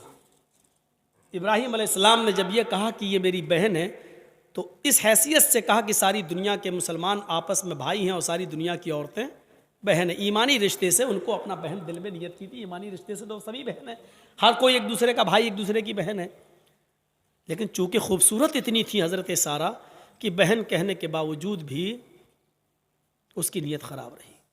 उसने कहा, इनको कहीं ले जाओ और सारा को जरा हमारे दरबार में लेके आओ। इब्राहिम अलैहिस्सलातु वस्सलाम अपनी बीवी से कहते हैं, जाओ। इब्राहिम अलैहिस्सलाम को एक जगह रोक दिया जाता है। सारा को अकेले ले जाया जा रहा है, और जब बादशाह के खुलवत में, बादशाह की तन्हाई में सारा को कर दिया जाता है, तो बादशाह ने सारा ने दुआ मांगी, इलाहुल आलमीन, मैं अपने शौहर इब्राहिम की अमानत हूँ और आज तक मैंने तेरे दीन की कभी मुखालिफत नहीं की है। अल्लाह, इस जालिम बादशाह से मेरी इज्जत व आबरू की हिफाजत फरमा। ये कहकर बादशाह ने जब उस सारा के ऊपर अपना हाथ बढ़ाया तो सारा की दुआ रंग लाई, और सीने के पास आते आते हाथ रुक गया। न आगे बढ़ रहा है, न पीछे हट रहा है, न नीचे हो रहा है, न ऊपर जा रहा है। यहीं पर आकर शल हो जाता है। जैसे ये सारा अलैहिस्सलाम है और ये उनके सीने का हिस्सा है, ऐसे उस पर पकड़ के हाथ मारा, ये बस यहाँ पर रुक गया। अब न आगे बढ़ रहा, न पीछे हट रहा, न इधर हो रहा, न इधर हो रहा। चीख कर कहता है, सारा, तेरे पास कोई खुदाई ताकत है जो मेरे हाथ को मजबूती के साथ पकड़े हुए है? अल्लाह से दुआ कर, मैं वादा करता हूं कि मैं तुझे हाथ नहीं लगाऊंगा। हजरत सारा ने दुआ की और बादशाह का हाथ सही हो गया। फिर नीयत खराब हो गई उसकी, पता नहीं, हो सकता है ऑटोमेटिक हो गया हो। उसने दोबारा हाथ बढ़ाया तो दोबारा फिर हाथ वहीं पर रुक गया, हजरत सारा के थोड़ा पास। शल हो गया, ना आगे ना पीछे, न दाएं ना बाएं। अरे सारा, एक बार और दुआ कर दे, इसके बाद हम तुझे कभी हाथ नहीं लगाएंगे, मैं छोड़ दूंगा। उसने फिर दुआ कर दी, अल्लाह इसको ठीक कर दे, सही हो गया। लेकिन कहते ना इतनी खूबसूरत थी कि उसका दिल मुतमईन नहीं था। तीसरी मर्तबा उसने फिर बदअहदी की और फिर हाथ बढ़ाया, फिर हाथ सब चल पड़ गया, आगे नहीं बढ़ा। कहता है कि मैं कसम खाता हूं अपने रब की, जिसको वो रब मानता था, मैं अपने माबूद की, अपने खुदा की कसम खा के कहता हूं अब हाथ नहीं लगाऊंगा, मुझे आखिरी बार माफ कर दे और दुआ कर। सारा ने फिर दुआ की, उसने छोड़ दिया। और अपनी लौंडी, लौंडी जानते हो खादिमा, खिदमत करने वाली, जो उस बादशाह की लौंडी थी, खादिमा खिदमत करने वाली हाजिरा, उसने वो लौंडी सारा को दे दी कि ये तुम ले जाओ और ये तुम्हारे रास्ते में काम आएगी, इसको मैं तुम्हें दे रहा हूं बतौर गिफ्ट। हजरत सारा जब हाजरा को लेकर आई तो पूछा कि मेरे शौहर इब्राहिम कहाँ हैं? बादशाह की पुलिस, बादशाह की फौज जब हजरत सारा को इब्राहिम अलैहिस्सलाम के पास लेकर गए तो हजरत सारा क्या देखती है कि इब्राहिम अलैहिस्सलाम नमाज में मसरूफ हैं, नमाज पढ़ रहे हैं। मुस्लिम शरीफ की हदीस है, वो नमाज में मसरूफ है, नमाज पढ़ रहे हैं और नमाजी में ये दुआ कर रहे हैं कि अल्लाह मेरी बीवी की हिफाजत फरमा, अल्लाह मेरी बीवी की हिफाजत फरमा, अल्लाह जालिम बादशाह के जुल्म से हमारी बीवी को बचा ले। नमाज में मसरूफ हैं। मेरे भाइयों, जब सारा के ऊपर मुसीबत आई और जालिम बादशाह ने जब उनको पकड़ा और अपने आगोश में लेना चाहा तो उनके पति इब्राहिम अलैहिस्सलाम नमाज के अंदर गिर जाते हैं, नमाज में मसरूफ हो जाते हैं, नमाज पढ़ना शुरू कर देते हैं। गौर कीजिए, जब किसी के ऊपर मुसीबत आए तो उसको नमाज के अंदर नमाज पढ़ना चाहिए, उसको नमाज के अंदर अल्लाह रब्बुल आलमीन से दुआ करनी चाहिए, क्योंकि नमाज एक माँ है, आपको अपनी आगोश में ले लेगी और जब आप नमाज की आगोश में आ जाएंगे तो सारे खतरों से महफूज हो जाएंगे, सारे खतरों से आप अलग हो जाएंगे, फिर कोई खतरा नहीं रहेगा, टल जाएगा वो खतरा। आपको याद होगा, सही बुखारी की रिवायत है, बनी इसराइल में एक नौजवान था, नाम था उसका जुरैज, नाम था उसका जुरैज, बहुत नेक इबादत करने वाला, बड़ा अल्लाह वाला, बड़ा नमाजी। एक बार हजरत जुरैज नमाज के अंदर मसरूफ थे, नमाज पढ़ रहे और उनकी मां को किसी चीज की जरूरत पेश आ गई तो जुरैज को आवाज देने लगी, आई जुरैज। जुरैज कहते हैं अल्लाह मैं नमाज में हूं और पीछे मेरी मां आवाज दे रही है। जुरैज ये कहते हैं अल्लाह मैं क्या करूं, मैं नमाज में और मेरी मां पीछे आवाज दे रही है। फिर उसने तीसरी आवाज दी, जुरैज, लेकिन जुरैज ने कोई जवाब नहीं दिया, वो नमाज पढ़ते रहे। चौथी बार जुरैज की मां के मुंह से ये जुमला निकला, जुरैज तूने मेरी आवाज सुनकर भी अनसुना कर दिया। आय अल्लाह, जुरैज उस वक्त तक न मरे जब तक कि वो किसी बदकार औरत का मुंह न देख ले। आय अल्लाह, जुरैज को उस वक्त तक तू मौत मत देना जब तक कि जुरैज किसी बेशरम और बेहया औरत के साथ हम बिस्तरी ना कर ले, उसके साथ जिना ना कर ले। मां की बद्दुआ थी, मां ये बद्दुआ देकर चली गई।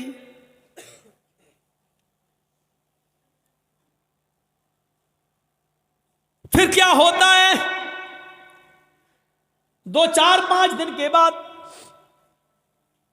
एक औरत जुरैज के माबत में जहां वो इबादत करते थे उसी में गुजरा था, उसी हुजरे में खूबसूरत औरत आती है और जुरैज से कहती है, जुरैज उदनु मिन्नी, आओ मेरे करीब आओ और मुझसे जिना करो। जुरैज ने कहा अल्लाह की पनाह, मैं ऐसा गलत काम नहीं कर सकता, मैं अल्लाह का नेक बंदा हूं, उसकी इबादत में मैं अपनी जिंदगी गुजार रहा हूं, चलो जाओ यहां से हटो, यह गलत काम मुझसे नहीं होगा। जुरैज ने उस औरत को भगा दिया। वो औरत परेशान थी, सीधे जंगल में जाती है और वहां बकरियां चराने वाले एक चरवाहे के साथ वो जिना कर लेती है, शिकार हो जाती है जिना का। 9 महीने 10 महीने गुजर जाते हैं। 9 महीने के बाद उस औरत के बच्चा पैदा होता है, हमल ठहर गया था, 9 महीने के बाद जब बच्चा पैदा हुआ तो उस चरवाहे का तो पता ही नहीं कि वो कहाँ का रहने वाला था, कहाँ चला गया, और न ये औरत उसको पहचानती थी। बस जुनून था उसको किसी से मिलने का, मिल लिया वो। ये जुरैज नहीं मिला तो जंगल के चरवाहे के पास चली गई, लेकिन चरवाहे का पता नहीं। 9 महीने से इसके घर में जब बच्चा पैदा होता है तो पूरे गांव वाले इस पर भिल पड़े, है तेरी शादी नहीं हुई, बच्चा कहां से आया। जब उसको ज्यादा परेशान किया गया और गंभीरता से इस बात को ली गई कि पूरा समाज बदनाम हो जाएगा, बता पहले ये बच्चा किसका है, तो उस औरत ने जुरैज का नाम ले दिया। उस औरत ने जुरैज का नाम ले लिया कि इस बच्चे का बाप जुरैज है। आजकल तो डीएनए टेस्ट हो जाएगा, पता चल जाएगा किसका बच्चा है, लेकिन उस जमाने में तो डीएनए टेस्ट की कोई मशीनरी नहीं थी, पैथोलॉजी, और साइंस ने इतनी तरक्की नहीं की थी, कोई पैथोलॉजी भी नहीं थी। पूरा गांव आया गुस्से में और देखा कि जुरैज नमाज पढ़ रहा, पूरा नमाज से उनको खींचा, हट देख कितना अल्लाह वाला बना फिरता है, नमाज पढ़ रहा है, और उसका पूरा इबादत खाना तोड़ दिया। अब बड़ा नालायक आदमी है, बड़ा कमीना इंसान है, उसका इबादत खाना तोड़ दिया। मारा नहीं, उसको खींच लिया।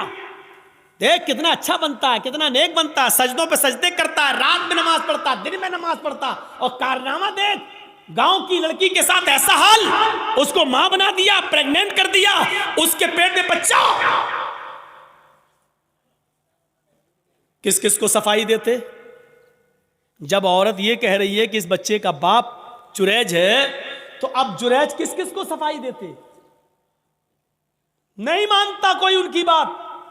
जुरैज समझ गए कि वो बच्चा किसी और का है, लेकिन उस औरत ने मेरा नाम लगा दिया, तो बजाय लोगों को सफाई देने के जुरैज ने एक जगह चटाई बिछाई। इबादत खाना तो तोड़ दिया, जुरैज ने एक जगह चटाई बिछाई और उसी पर वो नमाज पढ़ने में मसरूफ हो गए, और नमाज के अंदर ये दुआ करने लगे, आय अल्लाह इसकी सच्चाई अगर सामने न आई तो दुनिया में फिर कभी कोई तेरे नेक बंदों पर भरोसा नहीं करेगा, कभी भी फिर नेक लोगों पर एतबार न किया जाएगा, हर नेक आदमी फिर बदनाम हो जाएगा। आय अल्लाह मैं नमाज के अंदर तुझसे दुआ मांगता हूं कि इसकी सच्चाई जाहिर कर दे। नमाज पढ़ रहे हैं, उधर अल्लाह ताला ने उस बच्चे को कुव्वते गोयाई दी, जो बच्चा उस औरत ने पैदा किया था, जो चरवाहे की पैदावार था। वो बच्चा जोर जोर से कहने लगा, आए गांव वालों, आए गांव वालों, आए समाज वालों, मेरी माँ झूठ बोल रही है, मैं जुरैज का बेटा नहीं हूं, मेरा बाप फला जंगल का फला चरवाहा है जो फला फला बस्ती में रहता है, मेरी माँ ने उसके साथ जिना किया था, मैं उस बाप की उस चरवाहे की औलाद हूं, मैं जुरैज का बेटा नहीं हूं, जुरैज ने मेरी माँ के साथ कुछ नहीं किया। जब वो बच्चा जोर जोर से बोलने लगा, इस बच्चे के जोर से बोलने की वजह से लोगों को यकीन आ गया कि इस औरत ने झूठा जुरैज का नाम लिया है। वो माफी तलाफी करते हुए आए और कहने लगे, जुरैज हमें माफ कर दो, हम सोने का तुम्हारा माबद इबादत खाना सोने का बना देंगे, हमें हमारे पास इतना सोना है, हम सोने का तुम्हारा इबादत खाना बना देंगे। जुरैज ने कहा नहीं नहीं, जिस तरह मिट्टी का पहले बना हुआ था उसी तरीके का बना दो, सोने की इबादत खाने का हम क्या करेंगे, हमें तो नमाज ही तो पढ़ना है और करना ही क्या है। मेरे भाइयों, हजरत जुरैज के ऊपर जब मुसीबत आती है, और इतनी बड़ी मुसीबत कि नेक आदमी के ऊपर जिना का इल्जाम लग रहा है, तो हजरत जुरैज सफाई पेश नहीं करते हैं, बल्कि नमाज की आगोश में चले जाते हैं, नमाज के दामन में चले जाते हैं, नमाज पढ़ना शुरू कर देते हैं और उसी नमाज के अंदर दुआ मांग रहे हैं। अल्लाह ने कहा, या अय्युहल्लज़ीना आमनुस्तईनु बिस्सब्रि वस्सलाह, जब तुम्हारे ऊपर मुसीबत आए तो सब्र और नमाज के जरिए अल्लाह से मदद मांगो। जुरैज ने सब्र किया गांव वालों के इबादत खाना तोड़ने पर, और नमाज के जरिए अल्लाह से मदद मांगी है। मेरे भाइयों, नमाज बड़ी से बड़ी मुसीबतों को दूर कर देती है। नमाज नमाज, जब आपके ऊपर बहुत बड़ी कोई मुसीबत आए तो फौरन वुजू बनाओ और नमाज की आगोश में चले जाओ। 313 सहाबा, 1000 का लश्कर काफिरों का जंगे बदर में अल्लाह के नबी ने जब ये कंडीशन देखी तो आप समझ गए कि ये हथियारों से लैस हमारे पास कुछ नहीं, आज क्या होगा। तो आप नमाज पढ़ने लगे और सजदे में ये दुआ करने लगे, अल्लाहुम्मा ला तुहलिक हाज़िल असाबा इन तहलिक हाज़िल असाबा लन तुअबद बअदल यौमि क़त्तु। आय अल्लाह, आज अगर ये मुट्ठी भर जमात हलाक हो गई, आज ये 313 सहाबा अगर मिट गए, हलाक हो गए, तो इस रुए ज़मीन के ऊपर फिर कभी तेरी इबादत ना हो सकेगी, इस रुए ज़मीन के ऊपर फिर कभी कोई तेरा नाम लेने वाला ना होगा। आय अल्लाह, इन 313 सहाबा की हिफाजत फरमा। ये 1000 काफिरों का लश्कर है। देखिए, नबी पर मुसीबत आई, 1000 का लश्कर है जो सहाबा को मारना चाहता है। जब ये मुसीबत आई तो नबी ने नमाज पढ़ना शुरू कर दी और नमाज ही की हालत में आप ये दुआ कर रहे हैं, आय अल्लाह, अगर आज ये 313 मिट गए, बर्बाद हो गए, लन तुअबद बअदल यौम, तो आज के बाद कभी तेरी इबादत ना हो सकेगी, कभी तेरा नाम नहीं लिया जाएगा।